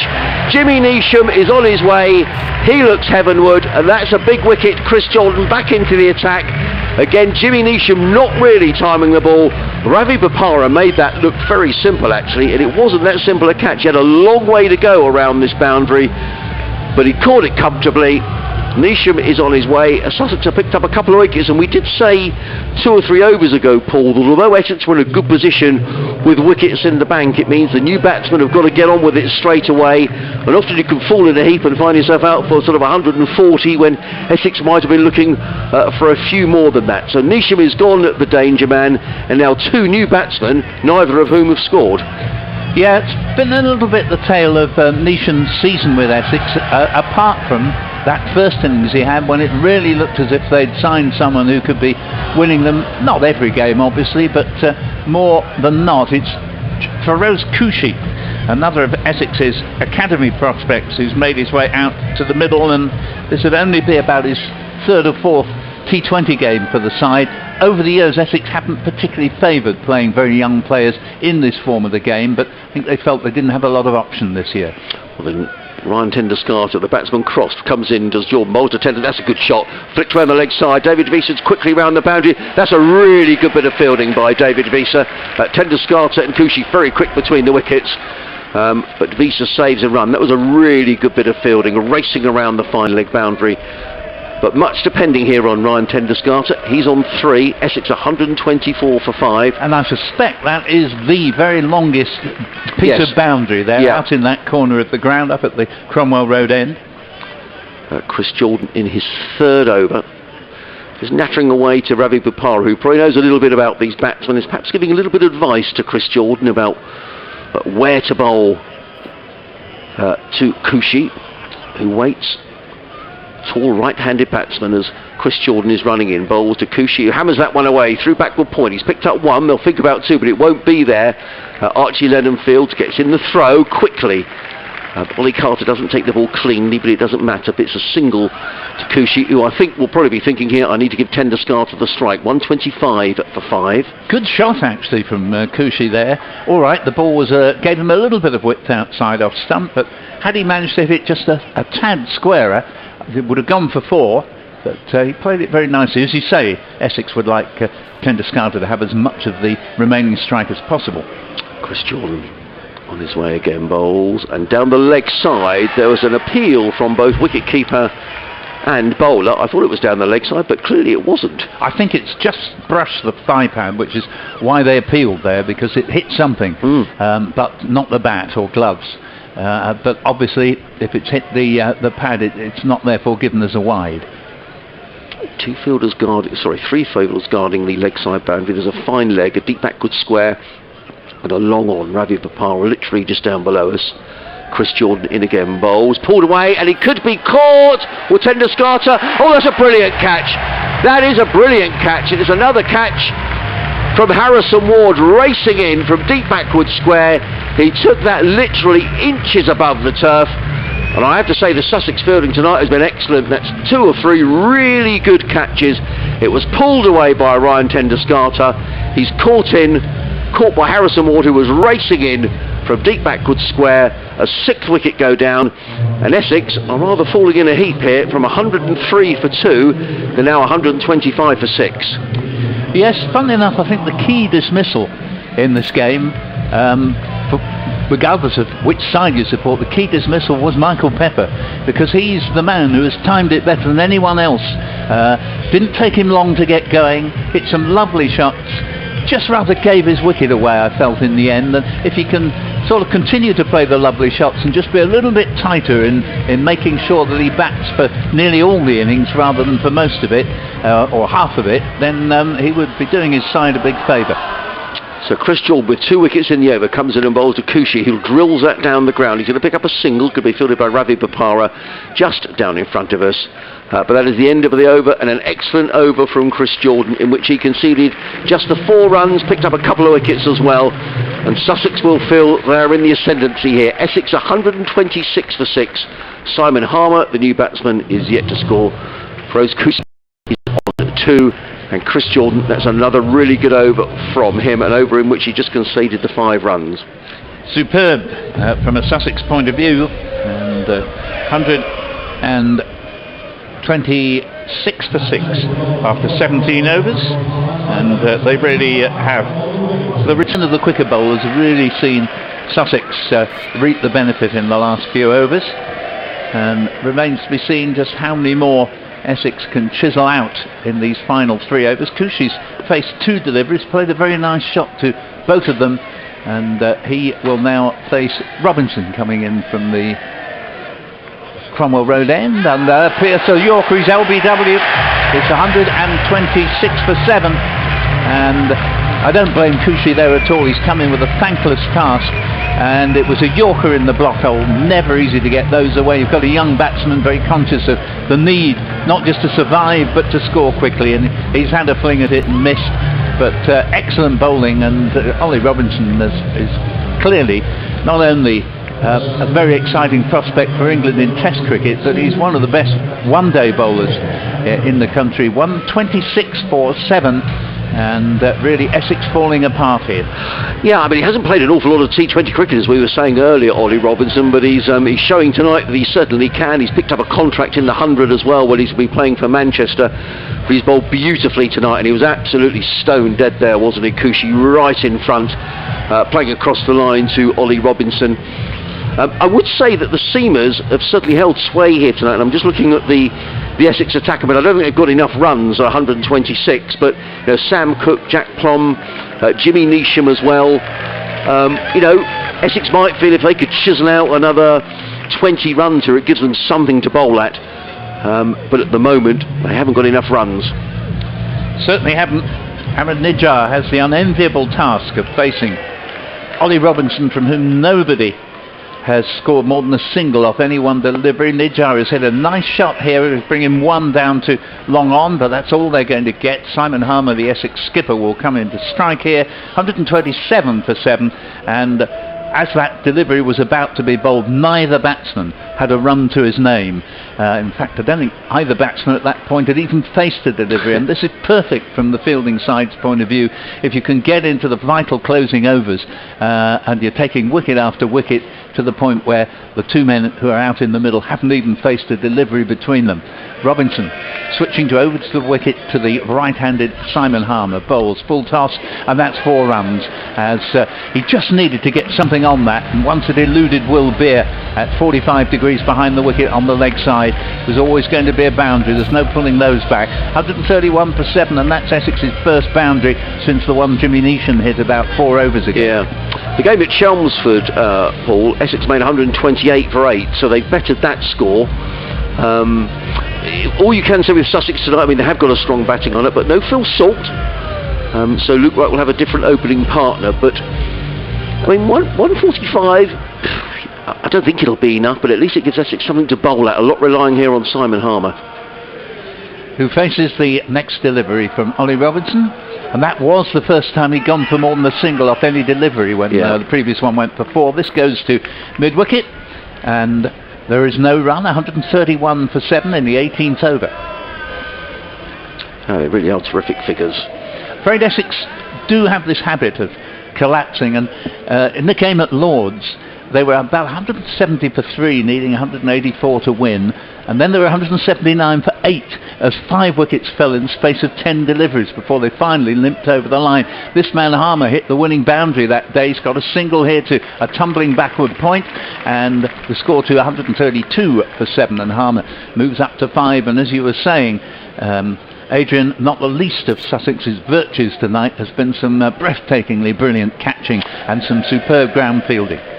Yeah, I mean, it's the old adage, isn't it? It's slightly boring, but hold your catches, win your matches, and Sussex have caught 2 or 3 crackers today. They have. Harrison Ward have got a couple of really good catches. Yeah. And the tone was set by Ravi Bapar. I thought it was a good catch, an extra cover to dismiss Adam Wheater early on. It was. Round the wicket, Robinson bowls to the left-handed Nijar. They go through for a quick single, goes to mid-off, who wisely decides that there's no point shying there. So, at the end of 18 overs, Essex put into bat 133 for 7 with 2 to Nijar and 5 to Harmer. We're 2 days away from the kick-off on Sunday, but already the Sussex crowd are singing "Football's Coming Home," so people are already warming up the vocal cords for the weekend. But it's cricket we're concentrating on at the moment. 133 for 7. Well, they could sing "Cricket's Coming Home" just as easily. This is Sussex's home, and at the moment, if I were a bookmaker, I wouldn't be giving anybody very generous odds about a Sussex win here. I'd be going at least 7-2 on. Well, it's going to be Chris Jordan who's going to bowl the final over from this end of the ground, the penultimate over of the Essex innings. 18 overs gone, 133 for 7. Chris Jordan's figures, 3 overs, 2 for 23. He's coming in around the wicket to bowl to Nijar, who's beaten outside the off stump, taken by Carter. The young 19-year-old making his debut behind the stumps for Sussex tonight in T20 cricket. Well, that was a good slower ball from Jordan, as you're saying. Not easy to time it on this, and the Sussex quicker bowlers have really varied the pace so very, very well. In Essex's defence, if you'd told me after the first 4 or 5 games that they'd still have any chance at all of going through in the top 4 in this competition, I'd have said, oh, surely not. They've done pretty well recently, but they're playing a very good team here. Jordan round the wicket, bowls wide of the off stump. Is that going to be signalled a wide? Yes, it is signalled. Oh, Chris Jordan's annoyed. He turned around and looked at the umpire, who's signalled a wide, and Chris looked aghast as he wanders back to his mark. Well, that's the problem if you're a perfectionist, and I've always sort of gone under the maxim, set the bar low. You won't be disappointed. Ollie Robinson's figures, 4 overs, no maidens, 2 for 15. They are magnificent figures in any form of cricket, yet alone T20. Jordan on his way again, bowls, and Nijar hits this one onto the onside. Nice looking shot, picks up a single as far as Rawlins, who comes running in from long onto field. There won't be 2 there, but at least it's another single as far as Essex are concerned. 135 for 7 here on BBC Radio Sussex, BBC Essex, on our DAB frequencies, BBC Online. And if you're watching via the live Sussex stream supplied by Sussex County Cricket Club, a very good evening as well, or indeed if you're listening on the headsets around the ground. Now, Simon Harmer, very experienced campaigner. I think he'll know here that off these last 9 balls, Essex need at least a run of ball. If they could get 145 towards 150, they might feel at least they've got something to bowl at. Yeah, and if they could sort of get a couple of boundaries from these remaining 10 deliveries, they'd be doing well. The quality of the bowling is first class. Jordan over the wicket comes in, bowls to Harmer. He's going to get 4 runs there, down to fine leg. Is Visa going to stop it? No, he doesn't. Well, that's when cricket can be a rule game. It was a thick inside edge from Simon Harmer. You can't really set a field to that sort of shot. And the ball flew past keeper Carter down towards fine leg. There was a fine leg, but David Visa was relatively wide, and the ball just beat the despairing dive of the South African. So you were saying that Essex needed a boundary. They've got one, 139 for 7. Simon Harmer goes to 9. Delicately 4 deliveries. Yeah, well, they all count, as they say. Chris Jordan just adjusting his field slightly. 2 balls to come in this penultimate over as Jordan runs away from us under the floodlights. Bowls, and he bowls in! Well, he gets his revenge as Chris Jordan, as so often he does, right up in the block hole. Simon Harmer playing all around a straight one. He is on his own way for 9. The 8th wicket goes down for Essex. A 3rd wicket for Chris Jordan. Essex 139 for 8 with 8 balls remaining in their innings. And the Essex skipper wanders off back to the dugout. Well, Essex will want to make sure they back their overs here. That's almost something that is a given in T20 cricket. You don't want to leave 8 balls unused. No, you're absolutely right, because I was just having the same thought that it would be better for them to sort of get to 145, if necessary, just pushing singles. Yes, absolutely. Than sort of to have 2 yahoos and finish up, say, 140 all out. Now, Jack Plom is an exciting young player, obviously in the side for his bowling, but he did hit a 6 at Taunton that won Essex the game that day. It was the winning hit, put it that way. He's a left-hander, and he's about to do battle with the round-the-wicket approach of Chris Jordan. Yeah, never easy against Chris Jordan. Taken 3 wickets, he's in and bowls. Oh, he's hit on the pads. That's a loud appeal from Chris Jordan, who's absolutely convinced he's got his man. Well, he smiles, does Chris Jordan, but that must have been mighty close. We're not quite wicket to wicket here tonight, but he was playing all around that delivery, was Jack Plom. Yeah, suffice to say, it wouldn't have been a great surprise had the finger I agree. gone up. I suppose coming round the wicket, perhaps slightly in the batsman's favour, nonetheless. Chris Jordan, final delivery. He's going to bowl of his spell. Excellent spell as ever from Chris Jordan. Sussex will be mighty glad that he's playing tonight. He comes around the wicket, bowls, and Plom plays that quietly into the offside. Picks up a single, making sure that he's going to be there for the final over. So excellent spell from Chris Jordan. Back in the Sussex side, having picked up a groin strain in the game here against Surrey. He will miss the final game. I expect he'll be in the England T20 squad for the T20 series against Pakistan. But if he's available for the game at Hampshire next Friday, he's such a valuable asset for Sussex. So 140 for 8 are Essex. 1 over to go. Plom on 1. Nijar is on 3. And the final over is going to be bowled by David Visa, who has so far bowled 3 overs and taken 1 for 22. And Chris Jordan's final analysis, 4 overs, no maidens. He's taken 3 for 30. And I love that expression you use. Language is a fine thing, that one picks up a groin strain. Almost as though you go and look in the hedge somewhere and say, there we are. He slipped actually out here. He went into field a ball and tweaked something or another. Visa to Plom, and he works it for a single to backward point, probably intelligently. 141 for 8 in 19.1. Well, I think, if Essex pick up a run of ball here off the final over, give themselves 146. I mean, my feeling would be that if Luke Wright or Bapara or Visa get going, it won't be enough. But, there's a bit of an experience around the Sussex side as well tonight, so it's not all lost for Essex. No, every run can be vital. And it's better than being bowled out if they just pick up singles, as this next one has been pulled. Very nicely picked up by Nijar, but I don't think there's any possibility of a second run here, as Bopara is well known to the Essex batsman that he's a fine fieldsman. 142 for 8, 4 balls to go, and Nijar moves up to 4, and Jack Plom back into strike on 2. I mean, Luke Wright is always key. He's got a wonderful record against Essex. He made 75 at Chelmsford earlier on this season, but a lot depends on Luke, and as I say, no Phil Salt, no George Garton tonight for Sussex. Visa to Plom, who waits for a slower ball and watches it onto the bat, does well really, plays it out into the covers, gets a single. 3 deliveries left with Essex put into bat. 143 for 8, 3 to Plom and 4 to Nijar. And of course, outside of those I've mentioned, there's Delray Rawlings, who it's a long ball in T20 cricket. Travis Head, who's due some runs as well. Visa bowls to Nijar. He's hit this a long way up in the air, could well be caught, and is nonchalantly so, running back at cover. And that is in fact Luke Wright with the catch there. 143 for 9, and Nijar departs for 4. And there are 2 deliveries left, and Sam Cook will come out to join Jack Plom. I just wonder, thinking ahead to when Essex come to bowl, I like Sam Cook. I think he's very good. I think he's a good bowler. I think that the seamers have bowled well on this pitch tonight.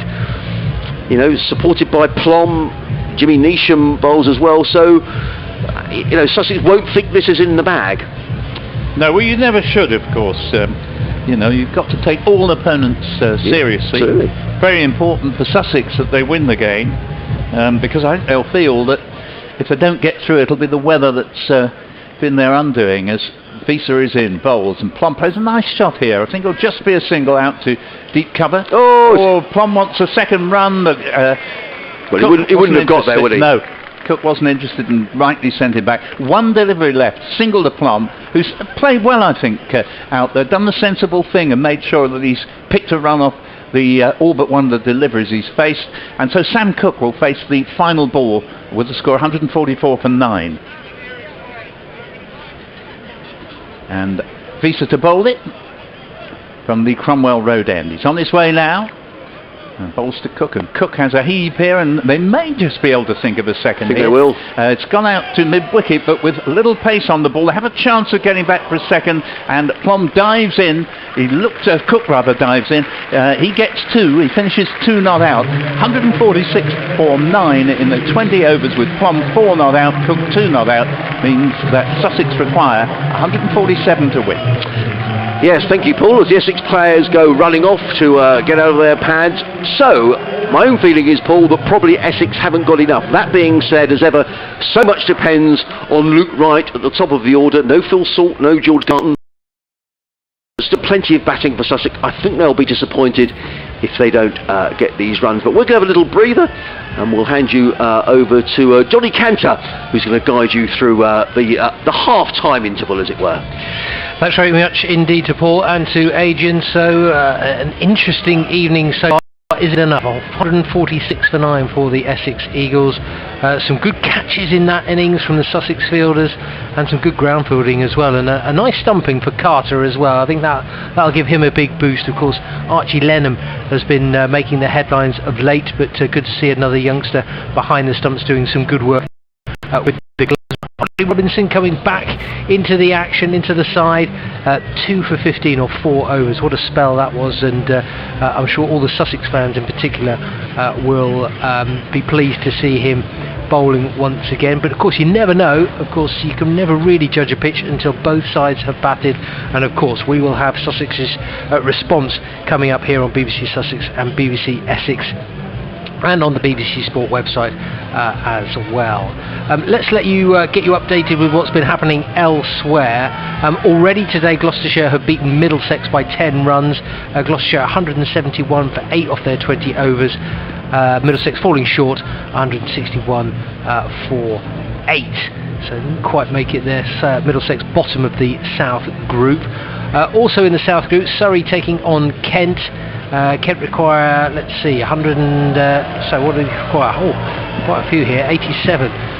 So Surrey made 128 for 7. They had a poor start there, Surrey, and Kent 44 without loss. So a really good start for the leaders of the South Group there. Hampshire Hawks 175 for 6 off their 20 overs. They're taking on Somerset tonight. Nottinghamshire taking on Yorkshire. Elsewhere that hasn't got underway. Derbyshire taking on Durham. Durham 169 for 7. In reply, Derbyshire are 14 without loss. And Lancashire Lightning 46 without loss as they chase 143 to win against Northamptonshire Steelbacks. And Worcestershire Rapids, they made 174 for 5. They were taking on the Birmingham Bears. They only made 125 all out of 18. So Worcestershire Rapids winning that one by 49 runs. Just to say that England's women have been in action today. They're taking on India, and India chasing 178 to win. England 177 for 7 off their 20 overs in that multi-format series. So let's just stick with cricket then, shall we, just before we return for ball-by-ball commentary of the Sussex response, because a Sussex schoolgirl says she is literally living the dream. Alice Capsey landed one of 41 new professional domestic women's cricket contracts for this season. It means she gets to attend Bede School in Eastbourne and be paid to play for the South East Stars and the Oval Invincibles this summer. She also just happens to share double maths with the Sussex teenage sensations Dan Ibrahim and Archie Lemon. She's been speaking to our sports editor Tim Durrance.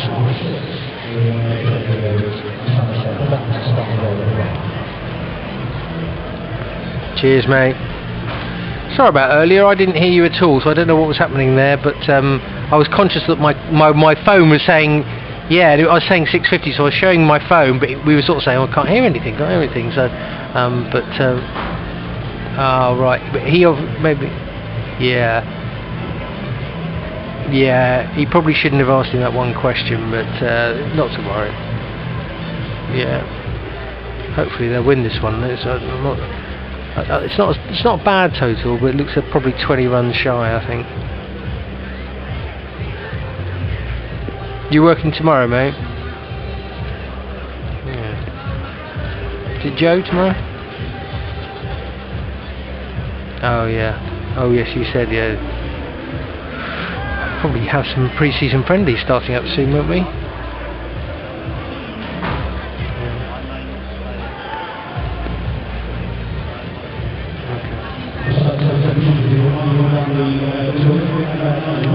Yeah.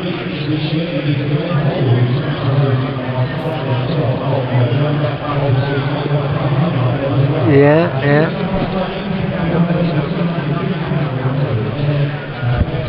You're all right.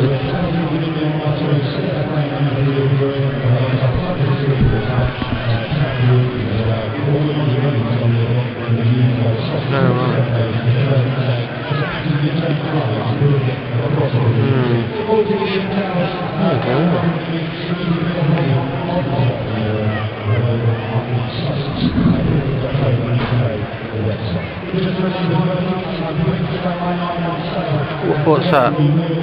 Last. That's a Sunday. Yeah. Oh, is it?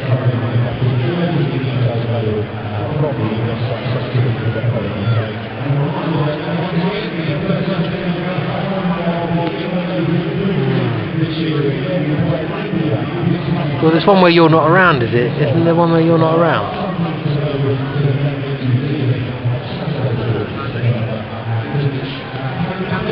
Hans, you were saying so you were around for that Kent one? Because I don't know, Adrian said to me tonight, because I said, do you want me to present? And he said, no, I should be fine, but I don't think Henry's in that day.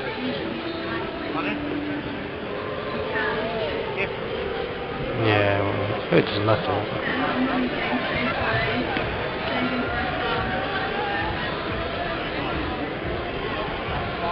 No, right, yes, fine, it's fine.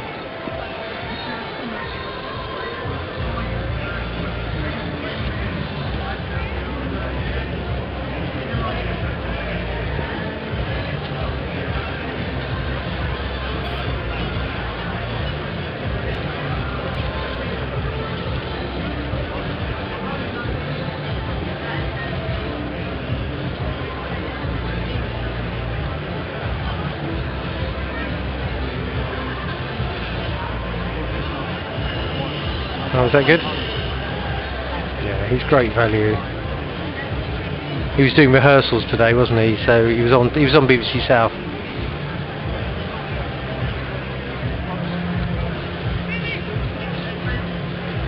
Oh, well.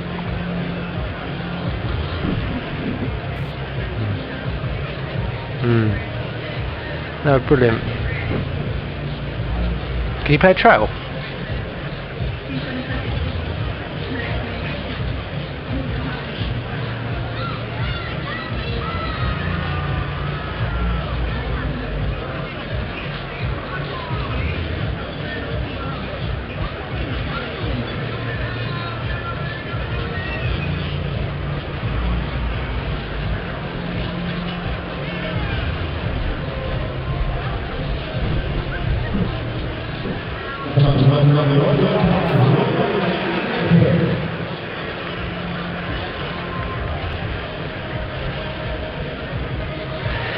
Yes, and don't forget to tune in to the breakfast show from 6 o'clock on Monday morning with Alison Ferns. Fingers crossed for an England victory on Sunday night. Really nice there to hear from Alice Capsey from Bede School speaking to Tim Durrans on this week's cricket show that's available via the BBC Sounds app right now. And of course, the cricket show is back next Tuesday. It's 9 o'clock, but you can also catch it online afterwards as well and just download it. You can subscribe if you want.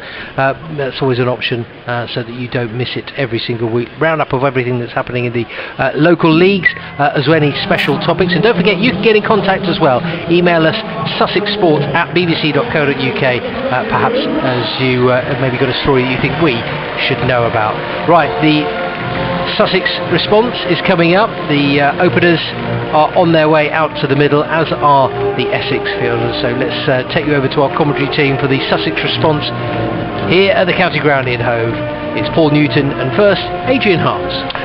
Yes, thanks very much, Johnny. Well, straight away interesting for Sussex because the scorecard was indicating that Luke Wright would open with Travis Head, but that isn't the case, and it's Harrison Ward, who is a product of the relationship between Sussex and Oxford in terms of promoting young players.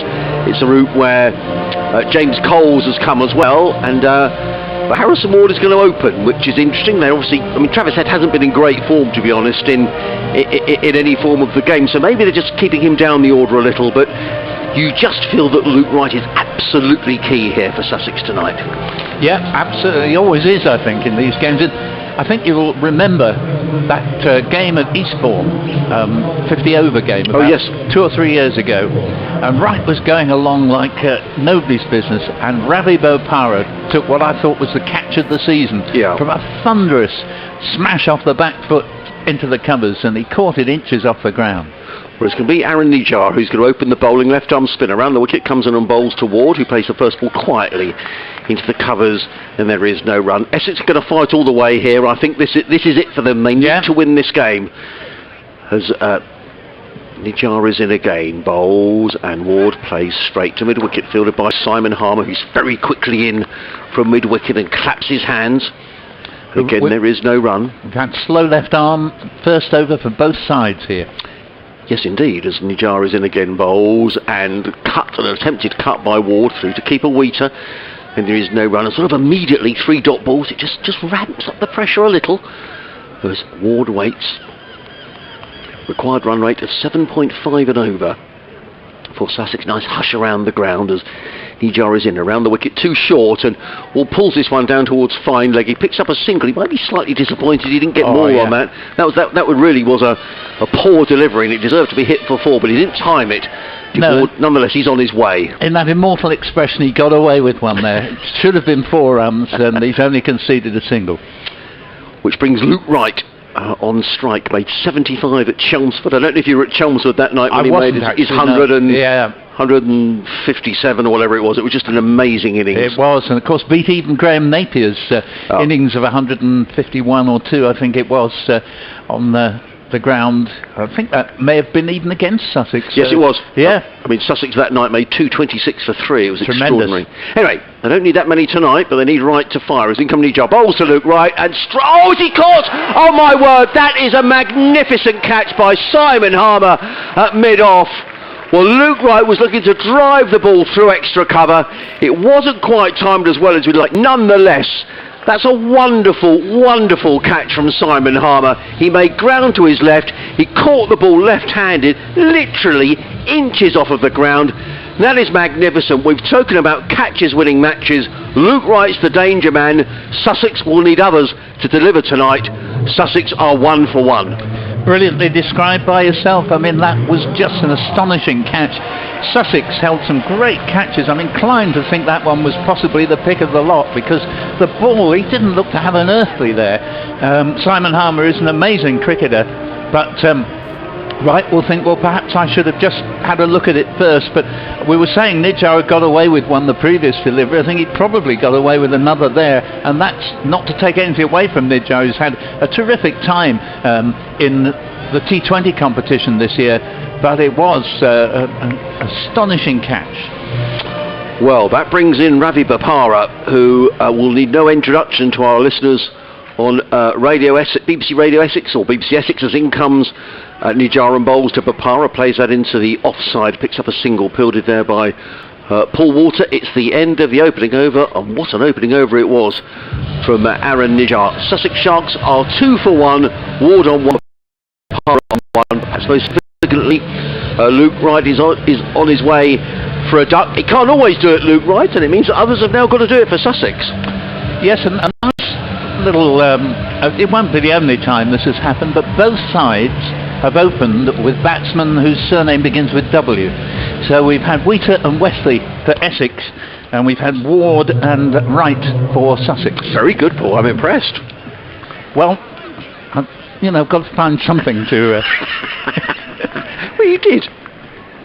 So we're going to see Sam Cook from the Cromwell Road end, right arm over.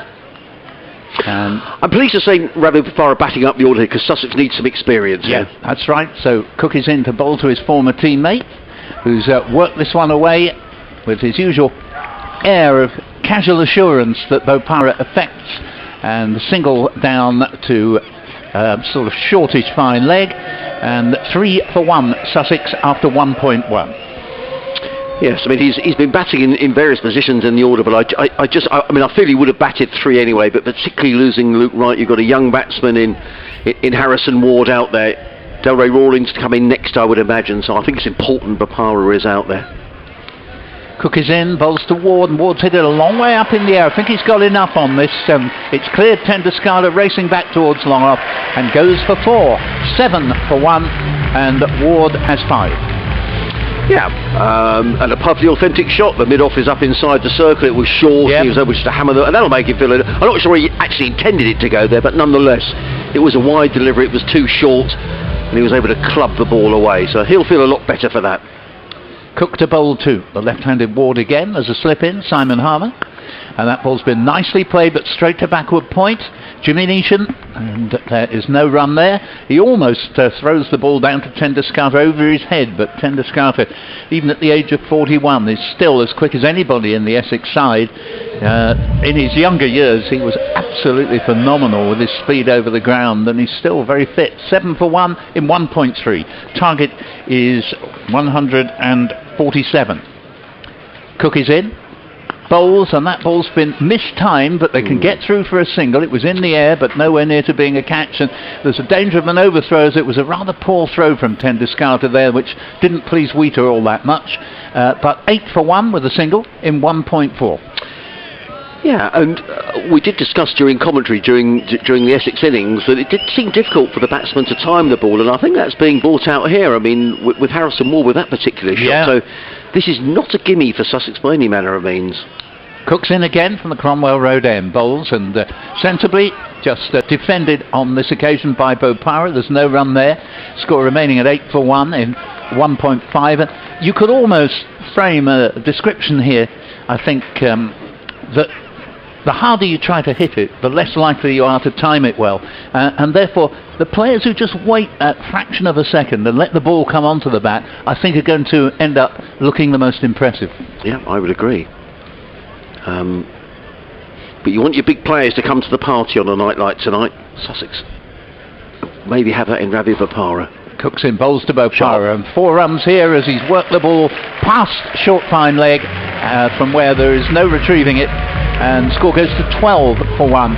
Bopara moves along to join Ward on 6, and that is the end of the second over. And when Ravi Bopara plays a shot like, I mean, that just looked effortless, didn't it? I mean, it was slightly down the fuss. He knew exactly where the fielder was at short fine leg, and he just played it beautifully, you know, unfussily. 4 runs really from the moment it left the bat, and that'll just settle a few nerves in the Sussex dressing room. Yes, and I mean, just amplifying my point, you know, he let the ball come onto the bat, picks up 4 runs, and really makes something of a nonsense of anyone sort of heaving at the ball, because if you can just wait that extra fraction of a second and play a proper cricket shot, I think you're going to come off better than if you try too hard. Well, it's a tall figure of Jack Plom who's going to come running up the hill from the CN. Shot pulled away by Ward. That's going to be 4 runs, maybe more than that. No, it is 4. Bouches inside the ropes, too short from Plom, and Harrison Ward pulls the ball away, and after not picking up a run in the first 3 deliveries that he's faced, he's hit a couple of boundaries now, and the young man will feel a lot better for that. Yep, poor delivery, got what it deserved. But what I will say for Jack Plom, he does have a very good record, even though proving a bit expensive at times, of picking up key wickets. He's running away for us, floodlight shining brightly. He's in on bowls, too short again, pulled down towards a fine leg. We'll wait to see if that came off the bat or whether it was a leg by. The umpire hasn't signalled a leg by, so it's another run toward. He goes to 11 off 9 deliveries. He got away with another one there. Yes, he did. He did. 17 for 1 are Sussex. Current run rate 7.3 and over. Required run rate 7.4 and over. 9 wickets in the bank. Plom turns just down in front of us. Lovely evening down on the south coast. And he's in and bowls, and Bopara is going to get runs here, down towards third man, very quickly round on the third man boundary, and the distance is... Can't quite see it, it's a long way away nonetheless. I suspect it's probably Cook because he's been bowling from the Cromwell Road end. Good spot. So just a single, and Bopara goes to 7 off 5 deliveries. When I say a lovely evening, there was, a little earlier on, there was a sort of a veil, a rather dark cloud coming in, but it's still a little overcast, but bits and pieces of bluish sky. As in comes Plom and bowl. Short, pulled away by Ward. That's a poor delivery by Plom. And Ward taking full toll of it, pulling it away onto the leg side, and he picks up another boundary. Or how has he? Or has that just gone for 3? I think that's probably a very good bit of fielding down there. Now, the crowd are saying that was 4. The umpire, I think you just have to trust the fielder in this. It's been given as a 4. He has been given as a 4. Yeah, it was a great effort, I think, probably from Michael Pepper out there. A bit difficult to see in the distance as we're in the bit between daylight and the floodlights taking over. But 4 runs there takes Sussex to 22 for 1, and Plom is, I think, going to switch to round the wicket. Is he? Yes, he is. You're right. Ravi Bopara is standing on the wrong side. Yep. So good over this for Sussex. It is. It's not been a good over from Plom though. He's gone for 10 so far. Around the wicket, comes in and bowls to Harrison Ward, who plays firmly through the offside, fielded by a sliding stop on the edge of circle. And one more to Ward. He goes to 16 off 11. Yeah, that was a much better delivery from Plom, and gets his reward in only conceding a single there. I think a good move to have switched around the wicket, because over the wicket, all but one of the balls he bowled at the time was sort of way outside leg stump and duly punished. He's now reverting to over the wicket to the right-handed Bopara. He's in short, driven away by Bopara, but straight to short extra cover, fielded there by Walter. A dot ball to finish the over, which is, they talk a lot in T20 cricket about getting out of the over, and getting out of the over with a dot ball. So, at the end of the third over, Sussex are 23 for 1, needing 147 to win. They'll have to do it without Luke Wright, who was caught off the first ball that he received. But Ward is on 16, Bopara is on 7. Slight advantage Sussex, but there's a long way to go. Yep, amazing catch it was to get rid of Luke Wright by Simon Harmer, diving full length, taking it one-handed there in sort of wideish mid-off position. And Sussex, as you say, in spite of the loss of that wicket, have made a pretty brisk start here as Ward prepares to face Jimmy Neesham, who's come on to replace Sam Cook at the Cromwell Road end. Harmer likes to rotate his bowlers. He usually bowls at least 4 different bowlers in the power play, sometimes more than that. And as you can hear, the crowd in terrific voice. Yeah, it's the Atomic Kitten song, isn't it? Yeah. They put the Gareth Southgate's now to. Neesham in. Quite a long run up. Bowls to Ward, and Ward mistimes this and was looking to smash it through the covers. Was still in the power play, remember, and had it gone where he intended, it would have been 4 runs, but it just went tamely back to the bowler off a bottom edge. 23 for 1 is 3.1, target 147. Paul Newton here with Adrian Harms for both Sussex and Essex Online, and DAB Digital for BBC Essex, BBC Radio Sussex. Vocal cords are getting warmed up, They Paul. certainly are. I think they've already warmed up, actually, as Neesham's in bowls, and this ball has been flipped away and one bounce down to backward square leg. There's Jack Plom keeping it down to a single. If he got hold of it a little bit better, it might well have been a catch. Yeah, I agree, and Jimmy Neesham was just looking there as if to say perhaps his fielder was slightly in the wrong place, but it was a short delivery. Ward gets away with it. He goes to 17. Elsewhere in this group, looks like Kent are on course for a convincing victory at the Oval, which I think will do for Surrey. Yeah. Surrey 128 for 7 in their 20 overs. Kent 92 for 1 in 12. So barring a calamitous collapse, I think Kent will continue top of the group, and Surrey could well find themselves not qualifying. They've got 1 game to play, which I think is against Gloucestershire. But they may be out of it, Surrey, if they lose tonight. Neesham in, bowls to Bopara. Bopara, lovely shot back past the bowler. Hasn't quite got all of it there, so it won't quite go for 4, but they'll be able to come back for 2 and consider a third, which, having considered it, they realise is not there. 2 to Bopara, nice straight drive, just leans on the ball again, letting it come to him, and he moves along to 9, and Sussex are 26 for 1. sort of languidly played, wasn't it, Paul? It was just beautifully played, straight down the ground. Well, I've described him earlier as playing a shot with his usual casual assurance. And he looks casual, but he also is very assured as Neesham's in, bowls to him. Oh, and he's hit this a long way up in the air. It's going to be safe. I'm just waiting to see if it goes for 6. And, in fact, the umpire has signalled 4, I think, there. Yes, he has. So 30 for 1.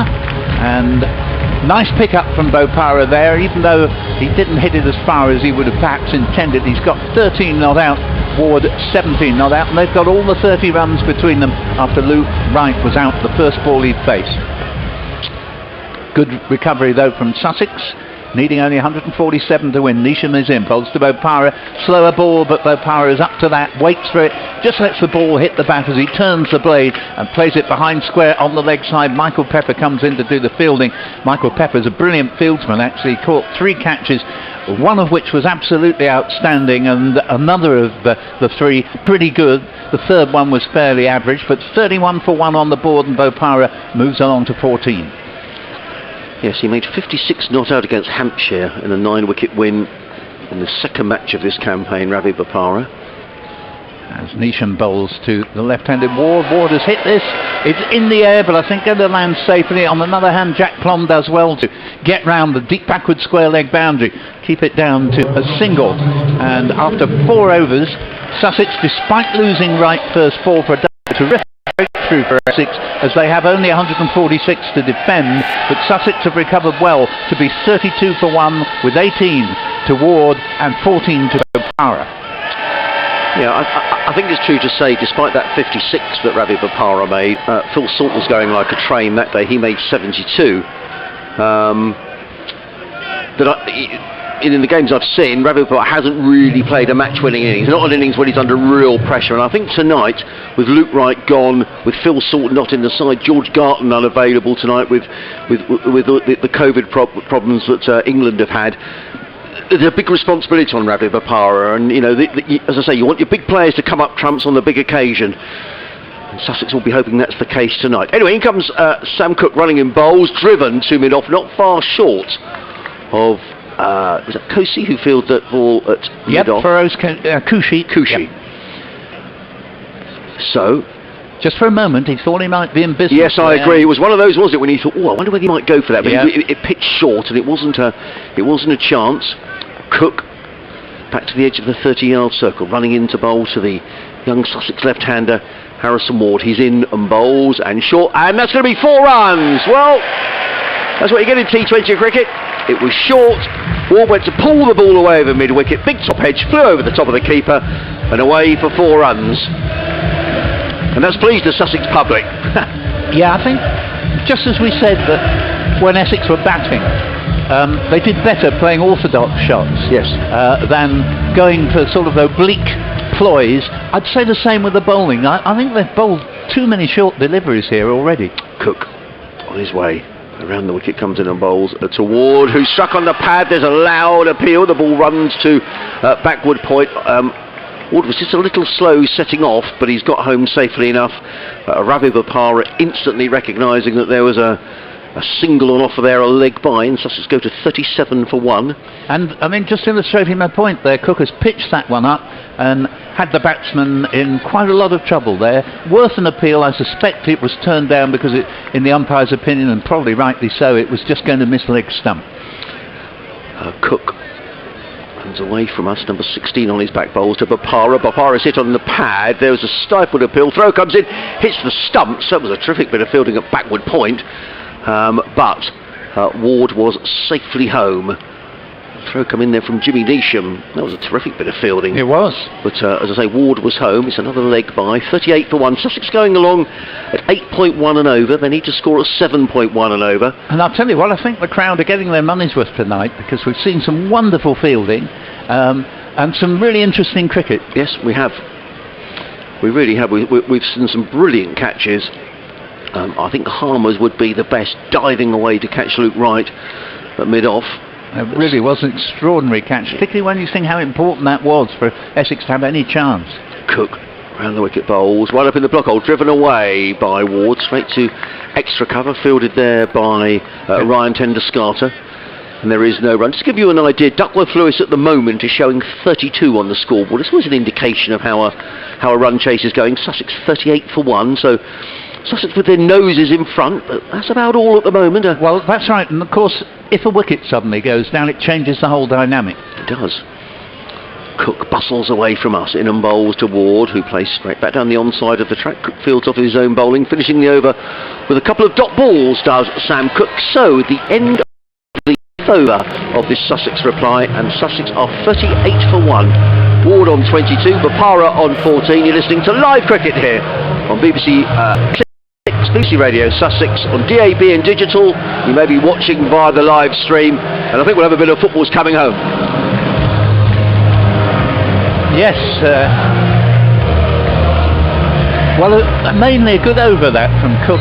Just that short one he put in that was sort of took the edge and flew high over Adam Wheater's head. Now, as I was saying earlier, I think Essex, who don't really have runs to throw away here, would be best advised to bowl reasonably conventionally and see if they can keep the batsman pinned down to the point where the batsmen are then obliged to take undue risks. Big over this now, Paul. Last over of the power play is entrusted to Jack Plom. From the Cromwell Road end, bowling to Ravi Bopara initially.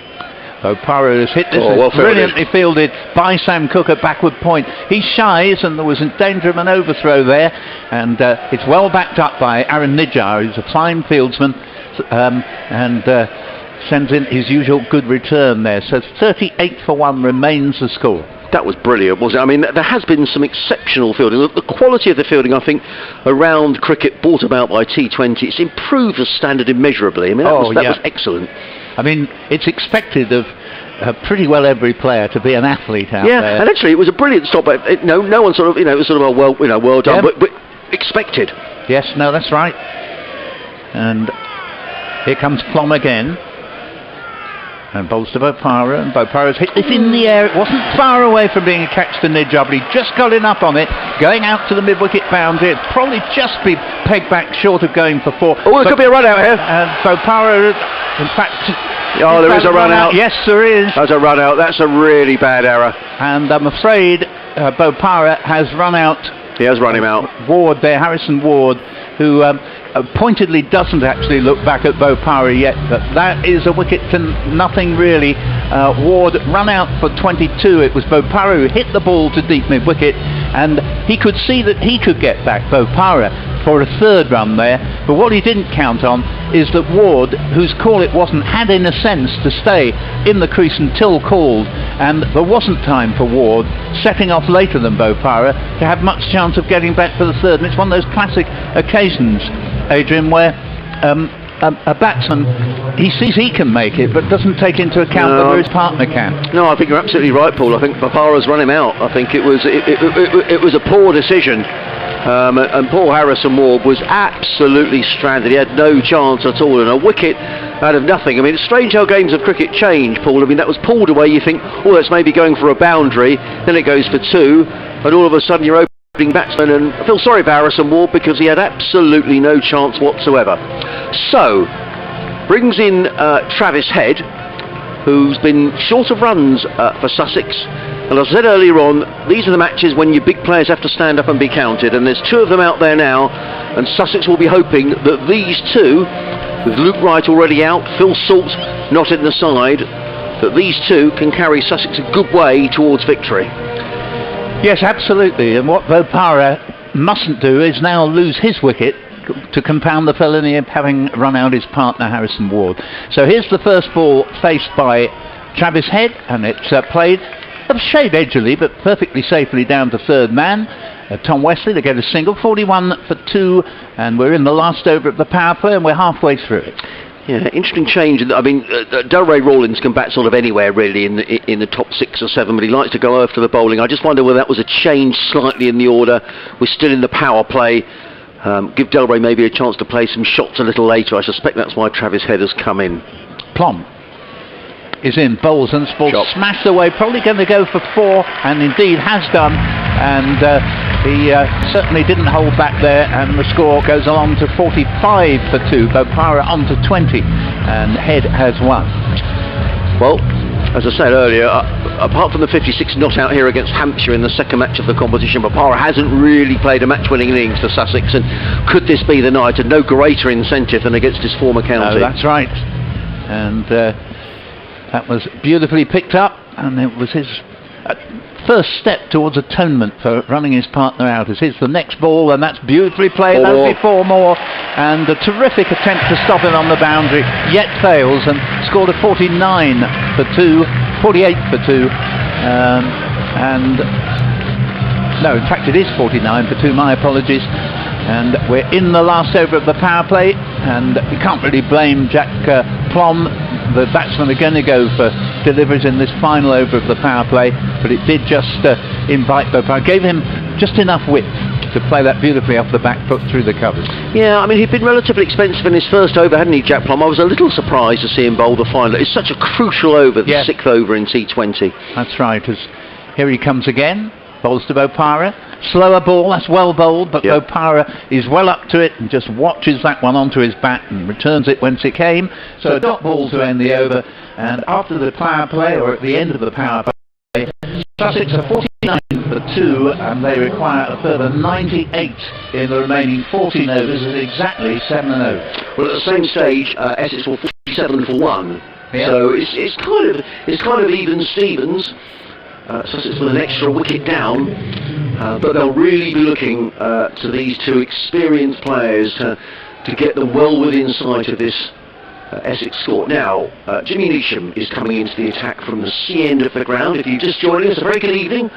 BBC Radio Sussex, BBC Essex, myself, Adrian Harms, alongside Paul Newton and Johnny Canty, your team here this evening at Hove. Floodlights on, the nasty looking clouds are sort of drifted away, and there's some brighter skies coming in from the west, so fingers crossed we won't get any interruptions anyway. We've had 5 overs now of this innings, so we will get a game as Neesham is in, bowls to Head, who works this one through point and picks up a single to the sweeper on the cover boundary. Fielded there by Jack Plom. Head goes to 2. Sussex 50 for 2. They need to score at 7 and over to win this match. Current run rate of 8.1 and over. Ravi Bopara is batting beautifully, it has to be said, apart from running out Ward. He's made 24 off 15, and you feel he is the key man, he's the key wicket. He stays there, I think Sussex probably win. Oh, definitely, yeah. Neesham over the wicket bowls, and Bopara works that back to the square on the leg side. They take a single. Bopara moves to 25 off of 16 deliveries. The Sharks to 51 for 2. Yeah, Duckworth Lewis has it fairly close actually. Yes, it does. After the next delivery, Sussex should have 45 on the board. Well, they've already got past 50, but on another hand, if another wicket goes down, then it gets very close. Jack Plom's 2 overs went for 22.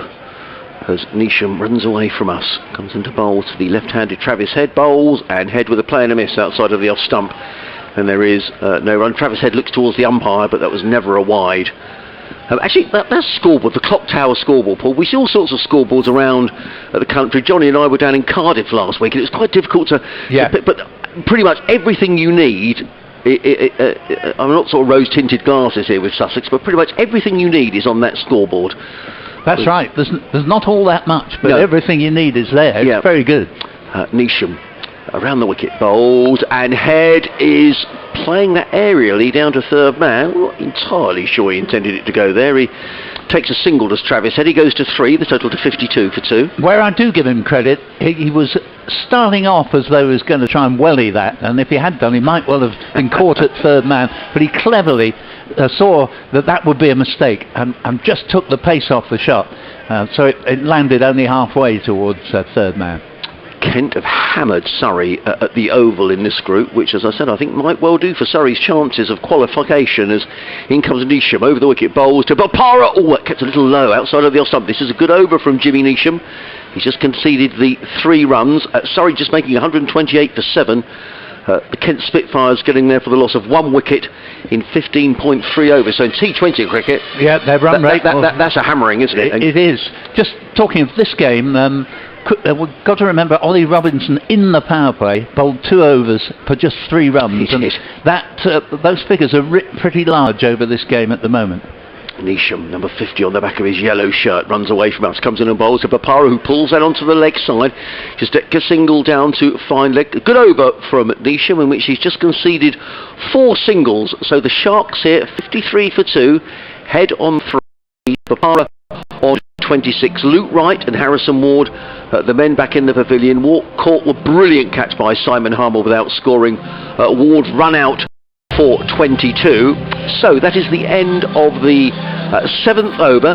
Sussex 53 for 2. We'll wait for all the statistics to arrive up on the scoreboard in a couple of moments' time. That was a good over from Neesham, showing all his experience. He's very rarely, if at all, bowled his full 4 overs in T20 cricket. I don't think he has bowled 4 before, but on the evidence of what we've seen, this might be a good night to actually give him another 2 overs so he does bowl the full complement, because he's varied his pace very nicely. And as we noted when Sussex were bowling, the bowlers who've sort of been able to vary the pace while still maintaining a good line and length have proved very difficult to hit. Aaron Nijjar to bowl his 2nd over, switch to the Cromwell Road end, bowls, and this ball's driven very firmly, and it's beaten the dive of the man in the covers, and 4 runs. A lovely shot, that one, and that takes a score to 57 for 2, and Bopara moves serenely on to 30 with a terrific bit of timing. It was, but I think it should have been stopped, Paul, to be honest. I think, is that Paul Walter in there at short extra? No, it's Jimmy Neesham. No, I think he's really disappointed. Nijjar again bowls, and this ball's driven rather more sedately, modestly by Bopara down to long off, and that is Paul Walter, and score to 58 for 2. Such a key position in there at extra cover when you've got, there's no protection beyond you, and I think he was really disappointed that he didn't stop that. Good, fine shot there it was by Bopara. Nijjar bowls to the left-handed Travis Head. Ooh, and that one behaves extremely idiosyncratically as it suddenly sort of almost stops in the pitch and bounces up. I'll spell it for you later, but there's no run, and it's 58 for 2. Head got himself in a bit of a muddle there, didn't he? He did, but having said that, it was not your typical ball, actually. It behaved rather strangely, and here is Nijjar again bowls, and this ball's been hit deliberately in the air, and 2 bounces down to Walter at long on for a single by the Australian, who moves up to 4. 59 for 2. We're in the 8th. There's no need for Sussex to go mad here. They only need to score at 7 and over, so these two can work the ball around, pick up the singles, the occasional boundary. There's no there's no panic stations at the moment for Sussex. Absolutely, they just need to make sure they don't lose too many wickets. As Nijjar's in bowls, and it's flipped away to backward point. They eschew the original thought of a single there as Sam Cook is closing. Certainly wasn't a run there. 1 run out. I think Sussex would already consider 1 more than they needed. 59 for 2 up on the board. 1 ball left of the 8th over, and Nijjar again bowling well here. He's been a very, very good bowler for Essex in this competition this season. Very seldom goes for many. They're going to get at least 1 here. They're coming back for a second, and Boparis, even at his advanced age in cricketing terms, is still very, very quick between the wickets. 2 runs to him, working it down to backward. 1 for 2 in 8 is the Sussex score. They are chasing 147 to win.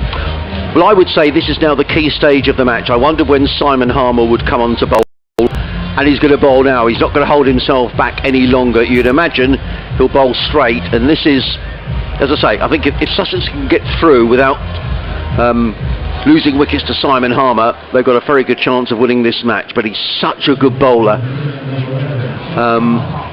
I'd say it's advantage Sussex at the moment, but things can change very quickly. Batting to come, not necessarily in this order, but Delray Rawlins, David Visa, Ollie Carter, Chris Jordan, Ollie Robinson, Will Beer and Archie Lennon. Yeah. So there's plenty of experience there, the likes of David Visa and Chris Jordan, Delray Rawlins, who can score runs very quickly.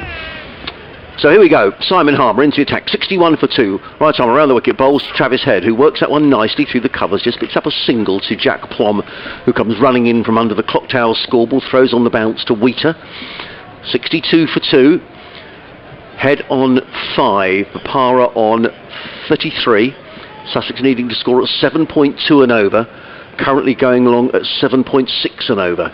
Yes, Sussex with the edge. Duckworth Lewis is saying that after the next delivery they should have 56. Well, they've already on to 62. Make that 62 for 3, however, and they'd be more or less dead level. They would.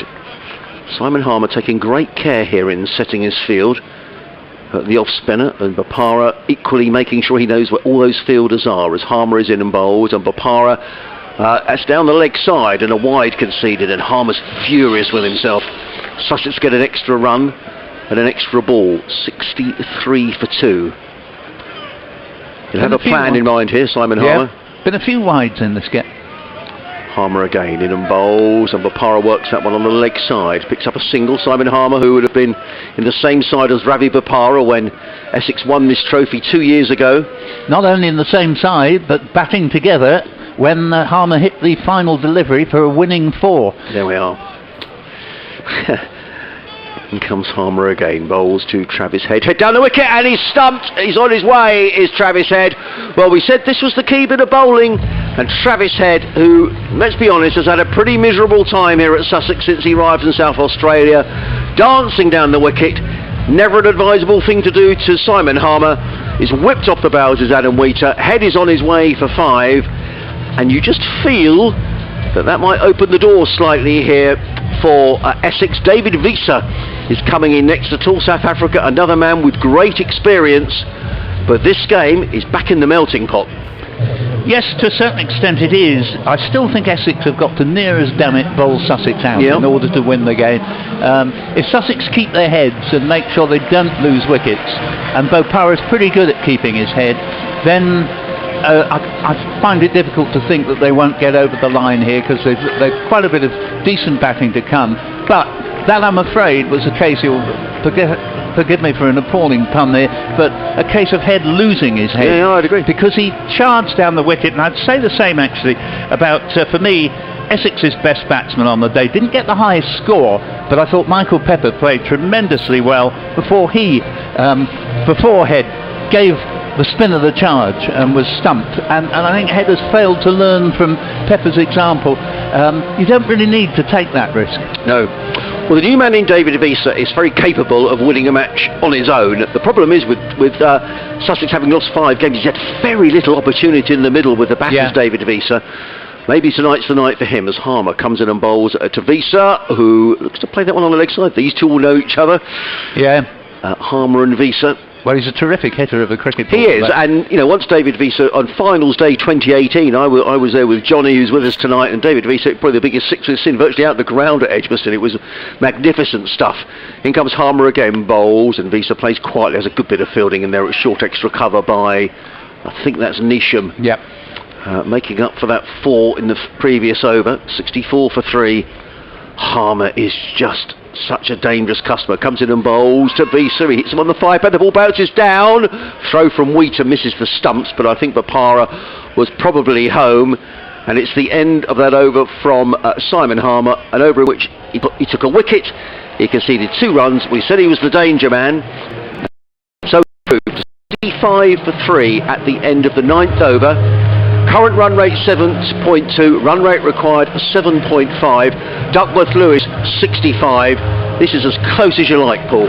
Well, far be it from me to say I told you so, but I did say if Essex got a 3rd wicket, it'll be pretty much even Stevens, and right now it is, although you'd definitely rather be in the position of Sussex, because they don't need to score at any great rate by T20 standards. Having said that, if Essex continue to take a wicket every time Sussex appear to be getting on top, we will have a very close finish indeed, as Nijar comes in to start his 3rd over from the Cromwell Road end, bowls, and a dot ball to David Visa to start with, plays it up a pad to mid-wicket, Aaron Nijar, and he comes in again from the Cromwell Road end. Nijar in and bowls. Oh, that's a drop. Yeah, a drop behind the wicket there. Drop to slip.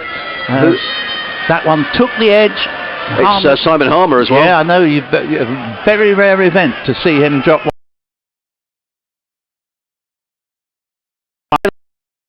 But that could have been 65 for 4. And what a wicket that would have been to get Visa before he's got going. As next delivery from Nijar gives us plenty of air, driven for a single down to long off. And the score goes along to 66 for 3. I just wonder whether that's a bit of luck that David Visa needs. As I say, he spent very little time in the middle batting. But that could prove a pivotal moment. We shall see. And Harmer probably just going to apologise to Nijjar there. He's run all the way from slip. I think he was probably saying, do you still want to slip? And I think he probably fancies, you know. Yeah. And Nijjar probably said, well, if you could catch, yes, I would like a slip. As Nijjar's in bowls, and this ball's played into the covers and sort of deflected into the path of long off Paul Walter in the end. They get a single, 67 for 3, but the spinners are on. Both are bowling pretty well here. Aaron Nijjar from the Cromwell Road end and Simon Harmer from the C end, as Nijjar is in again. 5th ball of the over, target 147. That keeps low, and the ball takes Visa on the pad. There's no run. 67 for 3. It's 2 runs off this over so far. 2 off the previous over. And here is Nijjar to complete this over. Oh, and that ball's been hit a long way up in the air and should be caught, and is. 67 for 4. So the miss by Simon Harmer, very uncharacteristic on his part, has not proved costly. Jack Plom pouches an easy catch on the cover boundary, and Sussex, who are now behind on Duckworth Lewis. This is how fluid the DLS calculation is, because literally you can have a side that are sort of look to be comfortably in front on Duckworth Lewis at the start of an over, a couple of wickets go down, and suddenly the fielding side are on top according to DLS. 67 for 4 at the halfway stage. Well, I'm just looking to see who's coming out next, and it's Delray Rawlings. So you could say that 3 of the really experienced big guns for Sussex, Luke Wright, Travis Head, who hasn't been in good form, and David Visa are gone. Still Chris Jordan to come, who's got plenty of experience in this form of cricket, but other than that, there's some relative inexperience in terms of batting, in terms of T20 cricket. Ollie Carter making his debut, Archie Lenham, I mean Ollie Robinson is an experienced cricketer, as is Will Beer, but you know, this is, we said this wasn't a done deal for Sussex, and I think this is going to go close. Delray Rawlings is the next man in, who does hit a long ball, but it may be the occasion just to work the ball around a little here for Sussex. Yep, certainly. As Simon Harmer, the batsman having crossed, will bowl straight away to Rawlings. So, could be a good finish. 67 for 4 after 10 overs. As in comes Harmer. Bowls to Rawlings. Oh, I thought he'd been caught at slip. Let's just wait for the umpires to say whether that was a bye. Oh, was that a drop? Well, I wasn't sure it carried. Right, okay, fair enough. Well, it certainly came off the bat. Just to say, at 10 overs, Essex were 81 for 2. So, but always remember that you're quite right, they were 81 for 2, but then of course they suffered quite a dramatic collapse a few overs later. They did. Bapara waits. Harmer is in. Bapara plays quietly straight back down the track. Harmer feels of his own bowling, and it just might rain Ravi Bapara in here, because he'll be aware that there is some inexperience further down the order. And so he won't feel that he can sort of just smash the ball around the ground with great freedom. He's on 35 of 25 deliveries. The Sharks 68 for 4. Harmer in, bowls to Bapara, who's beaten outside the off stump, looking to thump that one away through backward point. The ball goes through to Wheater, and there is no run. Simon Harmer has just conceded 3 runs so far in the 9 deliveries that he's bowled. Bapara wanders away to square leg, surveys the field. Harmer makes a slight adjustment to his field and is in again. Bowls, Bapara, it's hit on the pad. There's a loud appeal, if not that convincing, and a leg by is run as Rawlings calls Bapara through. The run rate required up to 8.3 and 8.4 and over now. It was a lot lower than that, Paul. Well, that's right, and it takes some doing to bowl 3 dot balls to a well set Bapara. Yeah. Beating him on 2 occasions there. Harmer in bowls. Rawlings is forward, beaten outside the off stump, taken by Wheater. This is tremendous bowling by Simon Harmer. He really is a tremendous cricketer. He's getting some turn out there, both in the longer format and just everything you want from an overseas, really. Harmer in again, bowls. Derry Rawlings sweeps. He's going to get a single out to deep backward square. Rawlings goes to 2. It is the end of another Simon Harmer over, and over they just conceded 2 runs off the bat and a leg by. So Sussex are 70 for 4. 5. Rawlings on 2, and with a Hey Jude to try and encourage the Sussex batsman. Yep, great ball from Simon Harmer, and these last 3 or 4 overs have really seen Essex come right back into the game, not in such a way that there's any scope for complacency or feeling that they're way on top, because Sussex don't need a dramatic number of runs to win it. They've got 9 overs left in which to get a further 77, and by normal T20 reckoning that's not that difficult a task, but there's no doubt about it at the moment. Even Bopara has gone into his shell a little bit on 35 not out, as Paul Walter comes into the attack, left arm over from the Cromwell Road end, bowls, and appeal for LBW. It's going to be given not out, and the throw hits the stumps. They weren't going to have got a run, they do now, so that takes a score. And I haven't seen him signal a leg by there, which means probably there was an inside edge into the pad. They're 71 for 4 in 11.1. Essex will just be a bit frustrated by that, because it's got Bopara back on strike, and Sussex need Bopara on strike as much as possible here. He's the man with the experience. He can shepherd Delray Rawlings through here, because Sussex now needing, that's creeping up, Paul, 8.6 and over. Yeah, and Duckworth Lewis at the moment saying that Sussex after the next delivery should have 81 on the board. So they are starting to slip behind. Of course, if Walter were to now get Bopara's wicket, then they would be delighted for him to have been on strike. Well, this is a rather poor delivery, but Bopara didn't move the feet enough there to get hold of it properly, and he was stretching right out because he hadn't moved the feet, and in the end he's hit it fairly tamely straight to Neesham in the covers. Strange shot, wasn't it? Yep.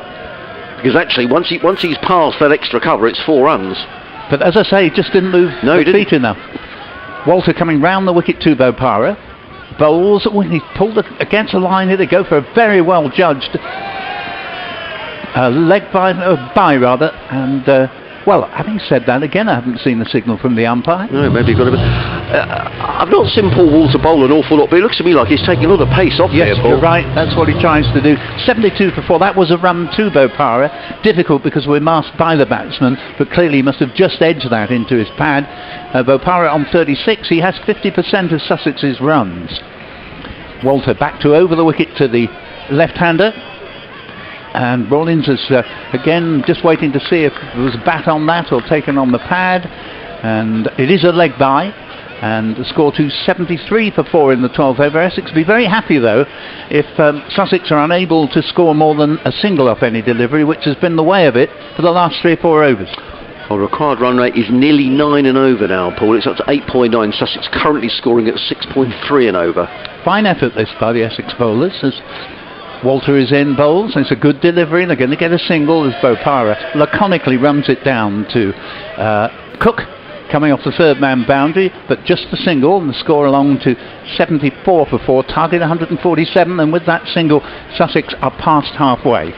Just looking at who else can bowl, obviously Simon Harmer's got 2 more that he can bowl, figures of 1 for 6. Aaron Nijar has bowled 3 overs, 2 for 12. He's bowled very well.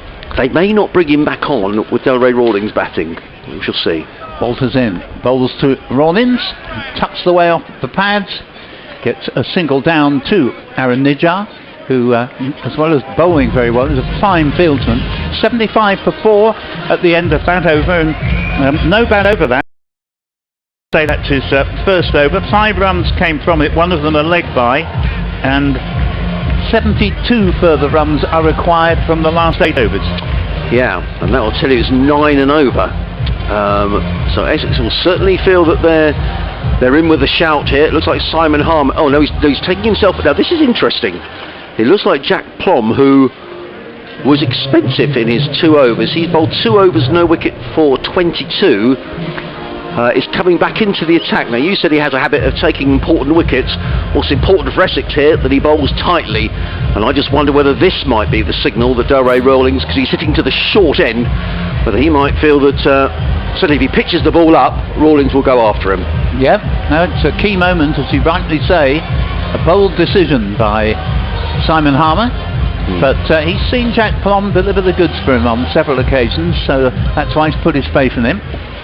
So, 75 for 4 as Jack Plom runs away from us. Around the wicket, comes into bowl to Delray Rawlings, who pulls that one away through mid-wicket. Just a single down to deep mid-wicket. Rawlings goes to 4 and Sussex to 5. I'm sorry, and Sussex are 76 for 4 here on BBC Radio Sussex, BBC Essex on DAB, on digital and online. Absorbing cricket, a game you feel Essex must win if they're going to have any chance of qualification and getting into the top 4 of this group. And just to amplify a point you made earlier, new batsmen coming in find it hard to time the ball on this, so it's important for Sussex that this partnership endures. Hasn't been easy all night as in comes Plom to bowl to Papara. Papara smashes that down the ground. He's going to get 1, they'll look for 2, but Michael Pepper is very quickly round down here at long on. Importantly, he got to the ball quickly, got the throw away, and that prevented any thought of a second run. Rawlins is very quick between the wickets. He would have been running to the danger end, but even he decided it wasn't worth the risk. No, he's a good fieldsman, Michael Pepper. 38 to Papara off 31 deliveries. 77 for 4 of the Sharks. Required run rate creeping up all the time, out to 9.1 and over. Not panic stations by any manner of means, as Plom is in. Around the wicket, bowls to Rawlins, short, pulled away, and he's going to get 4 runs, is Derek Rawlins. It was too short, pulled away, and it's running all the way down to the fine leg boundary for 4 runs. When he took the pace off the ball, it was short, and Rawlins with a thick edge, the ball runs away down to the boundary. And a welcome boundary at that for Sussex. Rawlins goes to 9 and Sussex to 81 for 4. Poor cricket from Jack Plom, I have to say, as it was from Sam Cook. Both of them have tried the bouncer and both of them have disappeared over the wicketkeeper's head for 4, and on both occasions, because I'm about to say for the second time what I said the first time, pitch the ball up, you know, it's bowl conventionally. Don't try and do something, you know, as I used the word before, idiosyncratic, just for the sake of bowling a little bit differently. But he's now got a long on and a long off, so he'll pitch the ball up, and it's a full toss and hammered down the ground. That is Rawlings at his best. Whoa! That's gone many a mile. Full toss, and Delray Rawlings absolutely smashed the ball over long off. 4 followed by a big 6, and that's just what the doctor ordered for Sussex. Yeah, terrific blow. I mean, from the moment it left the bat, it was going to go way over our head here. We're sort of more or less in the firing line, but we didn't need to duck because it was going far higher than we are here. Yeah, I'm afraid he took my advice to pitch it up a little bit too literally and over-pitched it. That is meat and drink to Delray Rawlins. So now there are further turns in the game with Duckworth Lewis suddenly saying that Sussex now have more or less caught up. The score after the next delivery should be 90, and they're only 3 shy of that now. I'm a little surprised that he bowled Jack Plom, because his 2 overs had gone for 22. Yes, I agree. And he's still got Jimmy Neesham's got 2 up his sleeve, Harmer's got 2 up his sleeve, Paul Walter bowled 1 over for 4, and Sam Cook's bowled 2 overs for 14. So I don't know what the thinking was behind bowling Jack Plom, but of the Essex bowlers, he's the one who's gone around the park. No, that's quite right. I mean, Plom has done very well, I think, for Essex previously, but as you said, the first 2 overs he bowled weren't his best, and Neesham had come on and kept it really tight, and I think it was a key point in the game where Essex needed to keep it tight. I agree. 12 off the over so far. What more damage can Rawlins do here? Runs required 60. Sussex needing to score 8.2 and over. Plom around the wicket, bowls to Rawlins, who plays that down the ground. It's just a single to Delray Rawlins, who goes to 16, and Sussex to 88 for 4. Yeah, much better from Jack Plom there. He did pitch it up, but not over-pitched it, and the ball was hit in the air. It was nowhere near to being a catch, but at least it gave the batsman something to think about and kept the runs down. They just get the single. So Papara, you feel he is the key. 38 off 31 all the time he's there, and out there to mentor Delray Rawlings through a pressured situation as Plom away from us comes in, bowls to Papara, pulled away, and that's going to be 4 more. That's a lovely shot and a really expensive over bowled by Jack Plom. That's an over that's gone for 17, and I don't think we'll be seeing Jack Plom into the attack anytime soon. He's been really expensive, and we're going to get a bit of sweet Carol now, and Sussex, that's a really good over and maybe a decisive over as well. Yeah, strange choice of bowler at that particular moment, because Jack Plom doesn't have a lot of experience, and certainly had threatened that he would be expensive. He's gone for 39 now in 3 overs, which in a low scoring game The pity being from an Essex point of view that they've been bowling so well for the previous half dozen overs that they'd really turned round a situation which at one point was looking to be slipping away from them to one where they could think, you know, a couple more wickets here before Sussex reach 100 and we're in. As it is, at the moment, we're back to the original situation where Essex pretty much have to bowl out Sussex to win this game. Well, he's a fine captain, is Simon Harmer, but you have to say that was an odd decision to bowl Plom, who had been the one bowler who Sussex had looked to get after. Nonetheless, it's done now, and Harmer is back into the attack. So, 7 overs to go, Sussex needing 55 to win. Harmer coming around the wicket, bowls to Rawlins, and he beats Rawlins outside the off-stump. Rawlins looking to slog sweep that over mid-wicket. The ball goes through to Wheater, and it's a dot ball. Rawlins on 16, Bopara 42, Sussex 92 for 4. Needing to score 8.1 and over.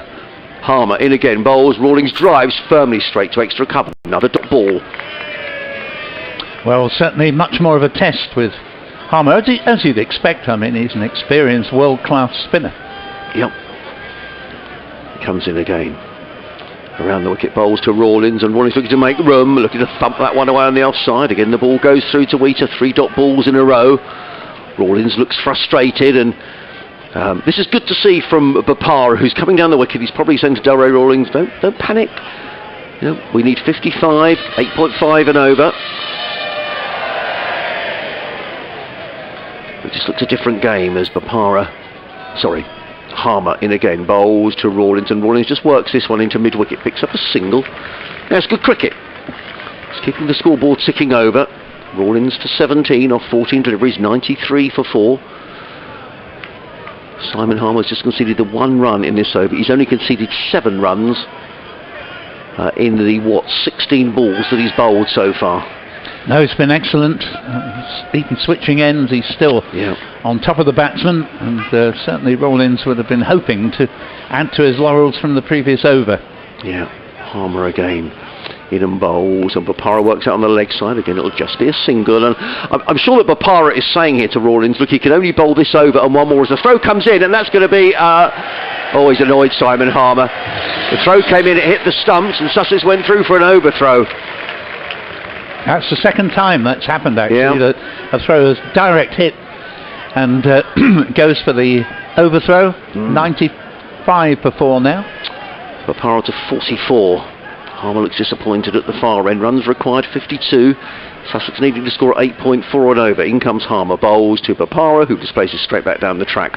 Harmer fields off his own bowling, and there is no run. This is a game of cat and mouse here, Paul, because I think Bopara was probably saying there to Delray Rawlins, and indeed himself, 1 more over to bowl from somewhere. Essex have got to find other overs. I suspect that they won't come from Jack Plom, whose 3 overs have gone for 39, so there's a bit of a debate there out in the middle, and I think it's going to be Jimmy Neesham who's going to come back into the attack. So the equation here, Sussex 95 for 4, they need another 52 to win, they need to score at 8.7 and over off these final 6 overs.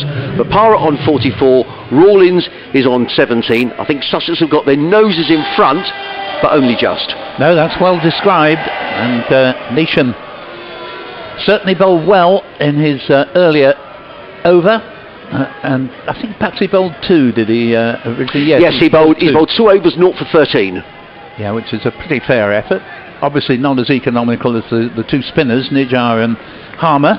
Essex missing Dan Lawrence's what we call frog in a blender off breaks, as Neesham from the C end is on his way up to bowl to the left-handed Rawlins. Played very well so far. Neesham bowls to him, has an enormous swing at this, misses, taken by Wheater, dot ball, 95 for 4, and well, we're seeing the fallibility of players here, just not quite using their tactical minds properly. We've seen bowlers bowling too short, even though all the evidence is that if you bowl it short you go for plenty of runs here, and we're seeing batsmen who try to hit it too hard, not coming off, and you know, it's the measured shots that are winning the day, as here is Neesham in again to bowl to Rawlins, and it has another enormous fling at this and again misses, and so 14.2 gone, another 5.4 overs left, that's 34 deliveries, 52 needed to win, and I reckon we've got quite a finish coming.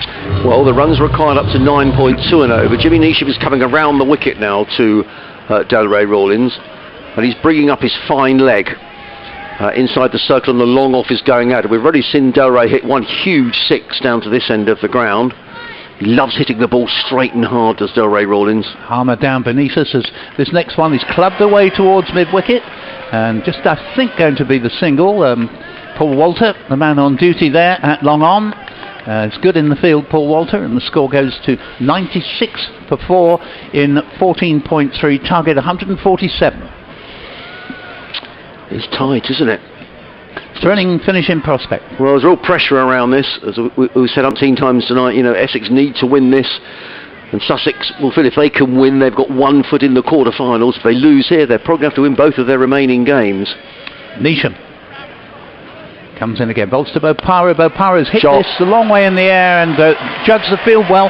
It's just going to reach the boundary to wide long off and score to 100 for 4. Bopara at the moment is the key man for Sussex. He's moved up to 48, hasn't scored at all quickly since he reached 30, but hasn't needed to. He's the man who's keeping his head out there.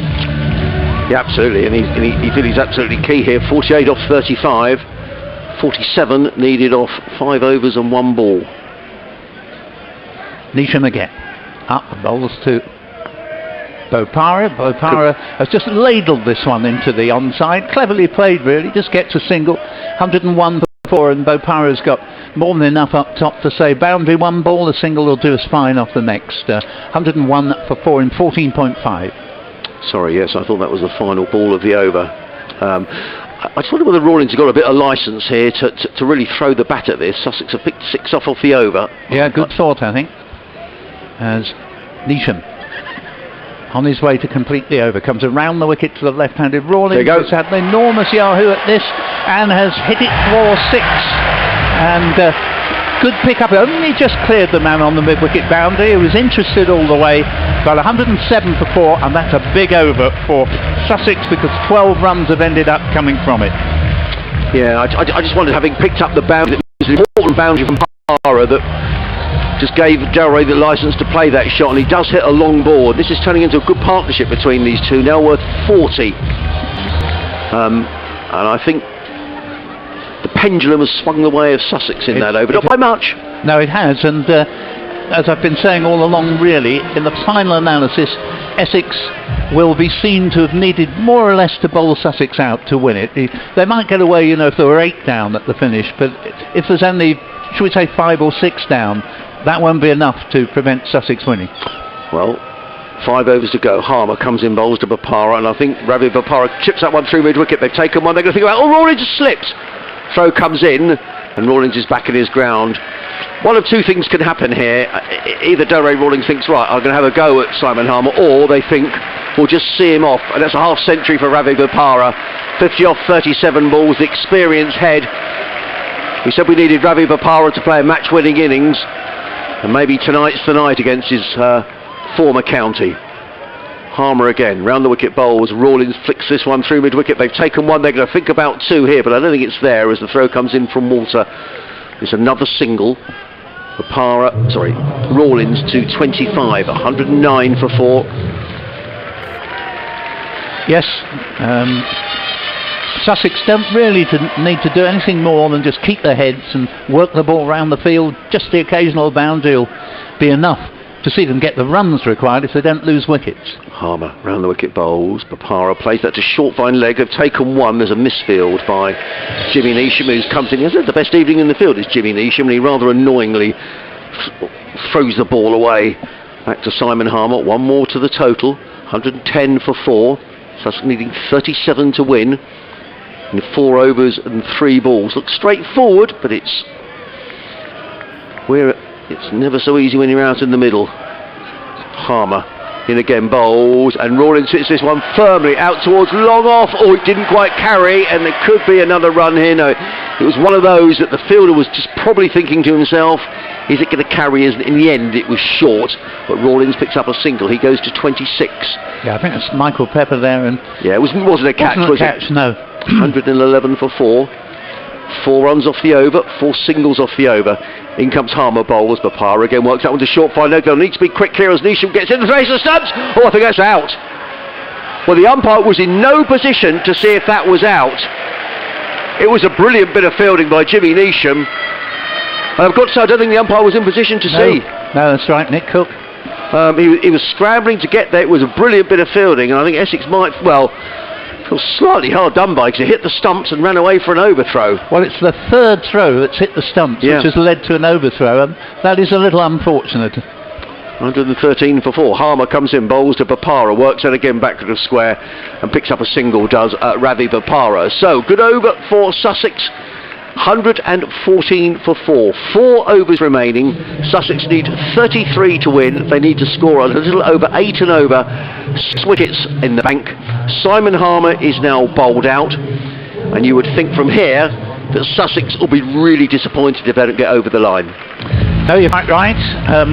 Big question now is, can Essex find overs of the quicker bowlers in the way that Sussex did when they had Ollie Robinson, Chris Jordan and David Visa to come on. They bowled very well in the closing over. There was 7 from that over from Harmer, which by his standards is expensive, but it was still a pretty good over. Not his best over, actually. I felt he bowled a little bit too flat. Gets more turn if he pitches us up a bit more. But the 2 Essex spinners have done them proud once again. Nijjar, I'm just looking to see if Nijjar's still got... Yes, he's got an over to go. He's bowled 3 overs, 2 for 12. Yeah, I mean, for me, even if it is one of the late overs, he's got to be given the 4th as Cook runs up the slope away from us from the sea end. And this ball takes the pace off it from Sam Cook. And throw comes in. They get a single to short third man. 116 for 4, target 147. And we've got 3 overs on 5 balls left. And yeah, so you'd think maybe will Cook bowl both of these overs. He's bowled 2 overs for 40. Nijjar has got an over left. You'd have thought he would bowl one of those. Then he's got a toss up between Nisham and Walter maybe to bowl the other over. Yeah, there's 115 for 4. I'm sorry, I misled you and added a run on there. So 115 for 4, another 32 needed of 3.5 as Cook around the wicket to the left-handed Rawlins. 4 runs. Clubbed this for 4, and I'm sorry to say it, but that wasn't very intelligent bowling, because again Cook has dug it in short, and those are the deliveries that are costing all the runs for Essex here. Plum bowled far too short. Cook is now bowling too short. 119 for 4, and Rawlins, who's playing a fine hand here, has moved along to 30. Yeah, 50 partnership between the pair as well. At a rapid pace latterly, as Cook's in bowls gives us a bit more up the pitch, and that ball is going to run away towards a misunderstanding between 2 fieldsmen on the wide long on boundary means that what perhaps should only have been 2 runs is 4, and you feel now that Sussex are well on their way to victory. 123 for 4. Yeah, absolutely. I mean, the 2 fielders there, I think, got their wires crossed. Neither of them went to field the ball. This is a big over for Sussex, and Sussex right in the box seat here now. And Cook really was the man that Essex would have been looking to turn this round for them. He's coming in again around the wicket, bowls to Rawlins, who's flicked this one away towards backward square leg, just be a single, and Rawlins moves along to 34 and the score to 124 for 4. Bopara here has sheet anchored the innings, and Rawlins has added the much needed acceleration. Well, 10 off the over so far. Absolutely no need to do anything else here. No. 3 overs left after this. 23 needed to win. And the point is, because Rawlins has been there a good while and Bopara even longer, they're seeing it well. Had Essex made a couple of breakthroughs, it's not easy for new batsmen to the crease as the next ball is forced through the covers by Bopara and goes out to the boundary for a single. Ryan Ten-Descartes fields 125 for 4, just 22 more needed, and still 19 deliveries in which to get them. Yes. I don't know what Delarey will do here. As I say, with having taken 11 off the over, he might think, well, I fancy going for this delivery. We shall see. Yes, I wouldn't it's just the way that he plays. Wouldn't encourage him to throw his wicket away, though, from the Sussex point of view. Well, he has gone for it, but with a measure of restraint.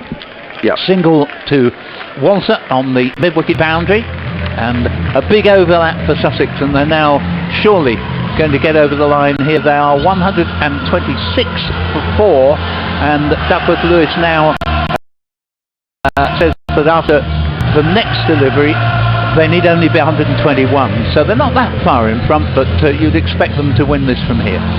They would. There's a bit of a debate going on between Simon Harmer, who's joining in that debate, Tom Wesley as well, and we're going to see Jimmy Neesham back into the attack from the Cromwell Road end.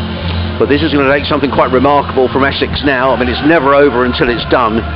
But we said a couple of overs ago that Sussex would kick themselves all the way home if they don't win from here. No, even more so. 21 needed in 3 overs, 7 and over, 6 wickets in the bank. One criticism you can have of Harmer's captaincy this year is the number of occasions when their most economical bowler hasn't bowled his full 4 overs. And Nijjar, I know it's late in the innings, but really you'd favour he had the better chance. In comes Neesham over the wicket, bowls to Rawlings. Oh, that's got many a mile. That's got out the ground from Delray Rawlings.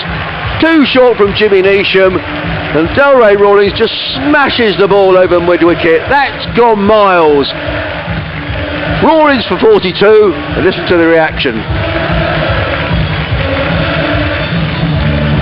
Yeah, great celebration here. Lovely to see a good crowd in.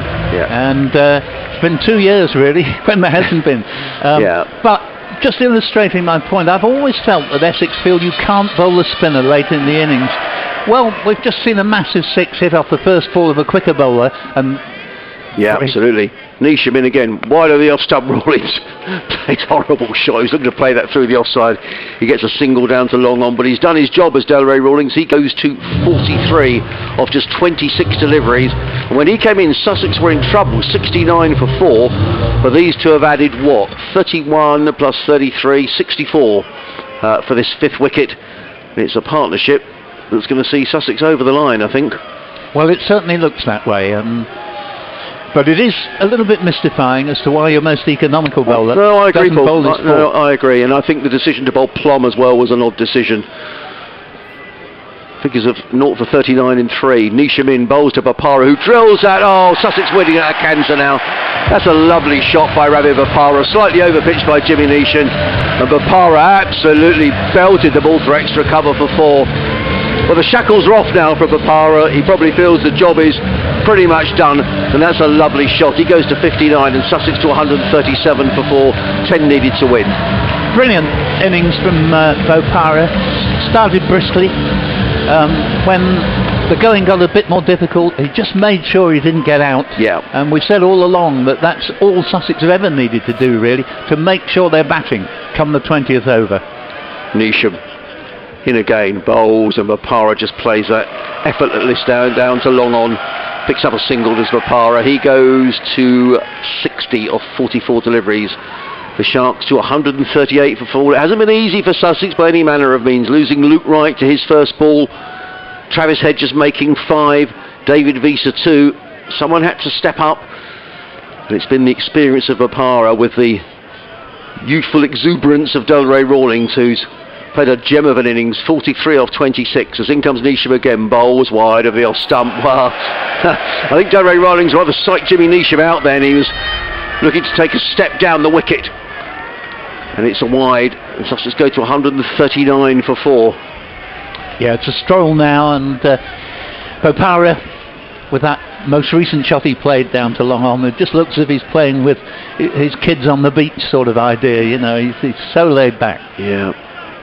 Neesham on his way again, round the wicket, bowls, full toss. Bopara plays across the line, but it doesn't matter, he gets a single down to deepish long on, almost deep mid-wicket. Throw comes in.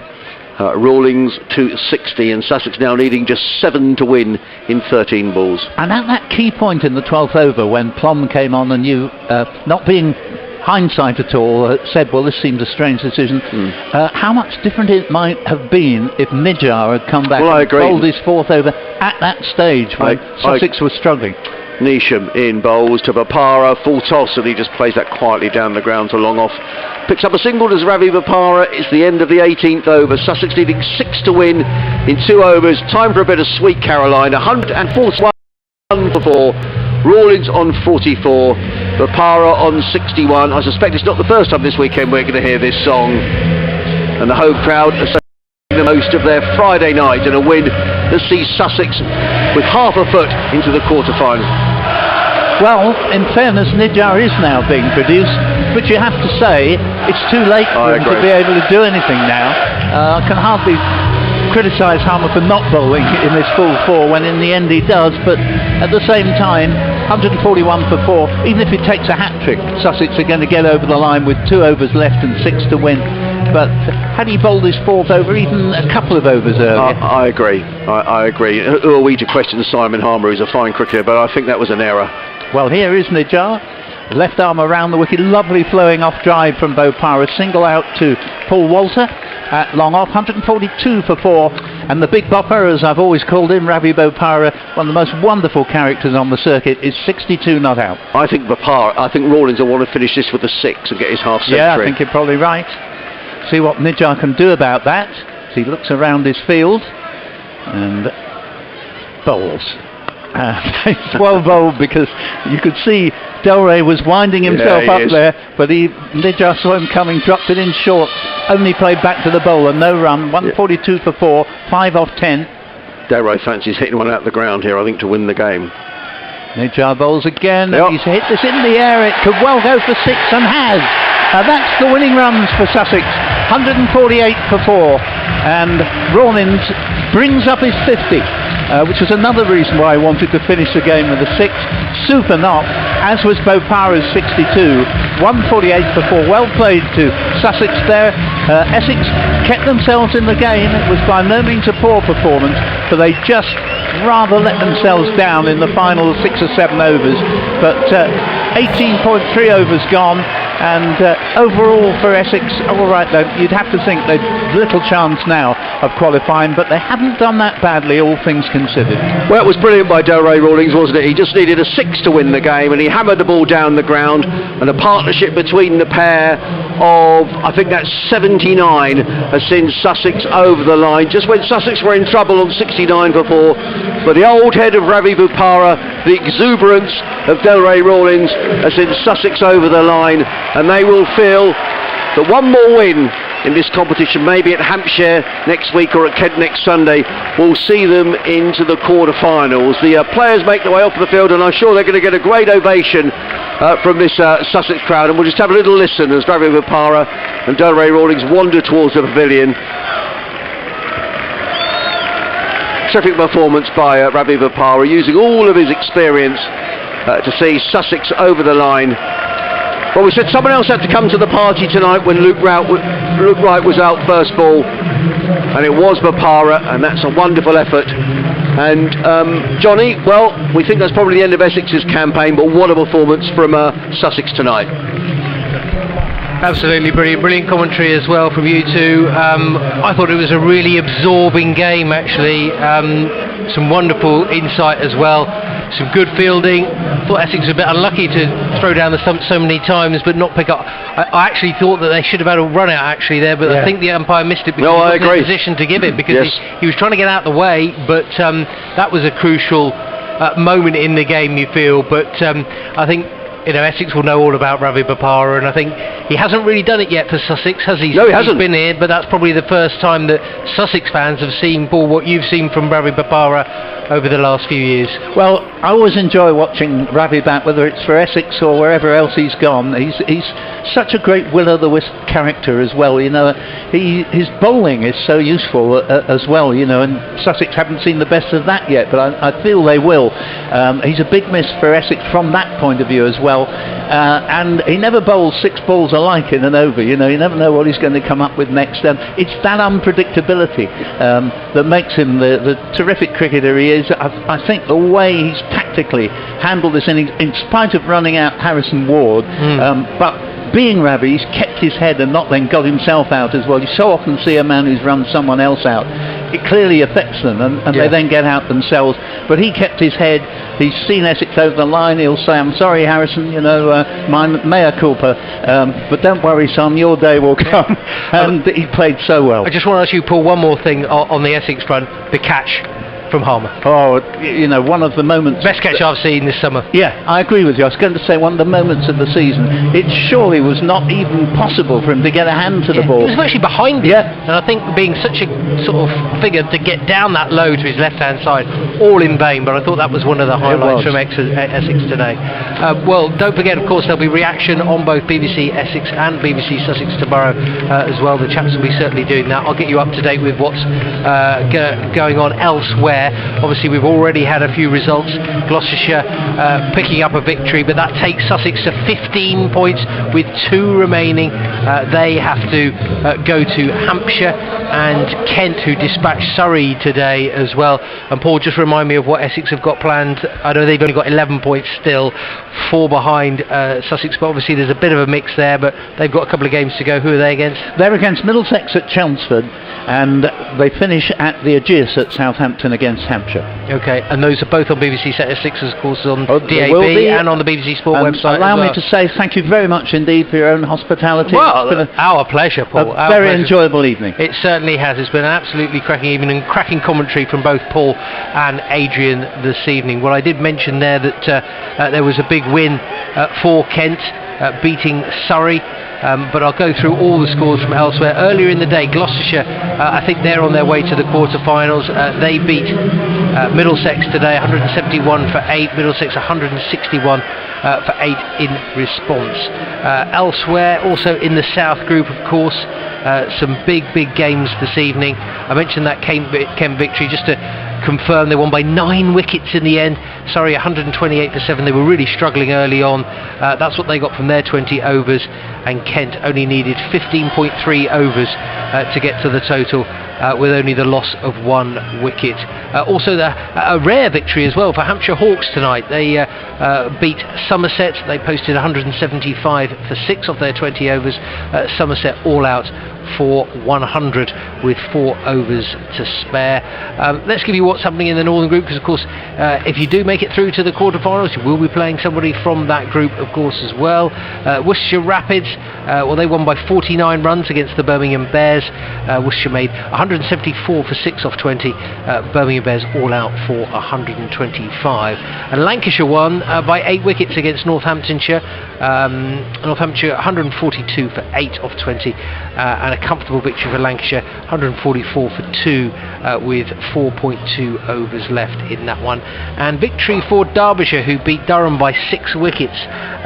Derbyshire 180 for 4, and Durham just falling short, 4 runs, 176 for 9 at the end there as well. So that brings you up to date with the T20 Blast. And of course you can interact on the BBC Sport website. All these games, of course, live on there, and also on digital radio in various different counties across the country, but it's all there on the BBC Sport website. In terms of England against India, England's women won by 18 runs on the Duckworth-Lewis. England made 177 for 7 at the county ground, and India 54 for 3 off 8.4. So England winning that by 18 runs on Duckworth-Lewis. So that's you bang up to date there with what's happened elsewhere. But it's been a really enthralling game. And just to say, of course, both Sussex and Essex will be in action next Friday at the Aegeus Bowl. It's a double header for Hampshire, who have to play their first 7 matches away from home, and now having to squeeze all these home games. So Essex go to Hampshire at around 2 o'clock. So that one will be the first of the day. I'm not quite sure who this helps. Does it get Hampshire warmed up for the evening, or does it mean they're tired in the second game? It's an interesting debate, but they will be going into that game on the back of defeat. Sorry, they've got Middlesex, of course, as well, but defeat this evening to Sussex, who then, I think it's a 6:30 start, perhaps it might be 7 o'clock, but of course that will be live on BBC Sussex as well. You can probably hear the seagulls who are swooping over, picking over the pieces of some of the refreshments that the fans have been digesting throughout the evening. They've waited their time, the players have gone off, and in come the seagulls. That unforgettable sound of the seagulls swooping down here at Hove. And as Paul was saying earlier, great to see a sell-out crowd, all the tickets sold and available for this, the final game here at the County Ground in the Vitality T20 Blast this season. We'll have reaction as well tomorrow on BBC Sussex in the breakfast show from 6 o'clock in the morning, and don't forget, of course, from 2 o'clock lots of sports updates and various different features as well, with Sean Tilley between 2 and 6, as well as some cracking music as well. And don't forget, if you haven't listened to it, the Cricket Show, Tuesday 9 o'clock. It's available on BBC Sounds. There's lots of Sussex content on there. Recently we've heard from Rob Andrew, we've heard from Abhi Sikandi, lots of features on the likes of Eastbourne Cricket as well. The Southern Vipers feature in there, so plenty to get stuck into maybe over the weekend before you build up to maybe watching the Euros final on Sunday evening. But thankfully, Sussex look like they could be there. They might just need another point. They may not need another point, but they're up to 15 points from their 12 matches, 2 to go to make the quarter-finals. Of course, they'll probably want to finish in the top 2 if they can and secure a home quarter-final a little bit later. There is a bit of a break before the quarter-finals, but first they've got to get there. But thanks very much for listening to you this evening. My thanks to Paul Newton and to Adrian Harms. Of course, we'll be back, as I say, next Friday for coverage of that game at the Aegeus Bowl in the evening. The Cricket Show next Tuesday at 9 o'clock. Reaction in breakfast tomorrow. But from everybody here at the County Ground in Hove, a very good evening.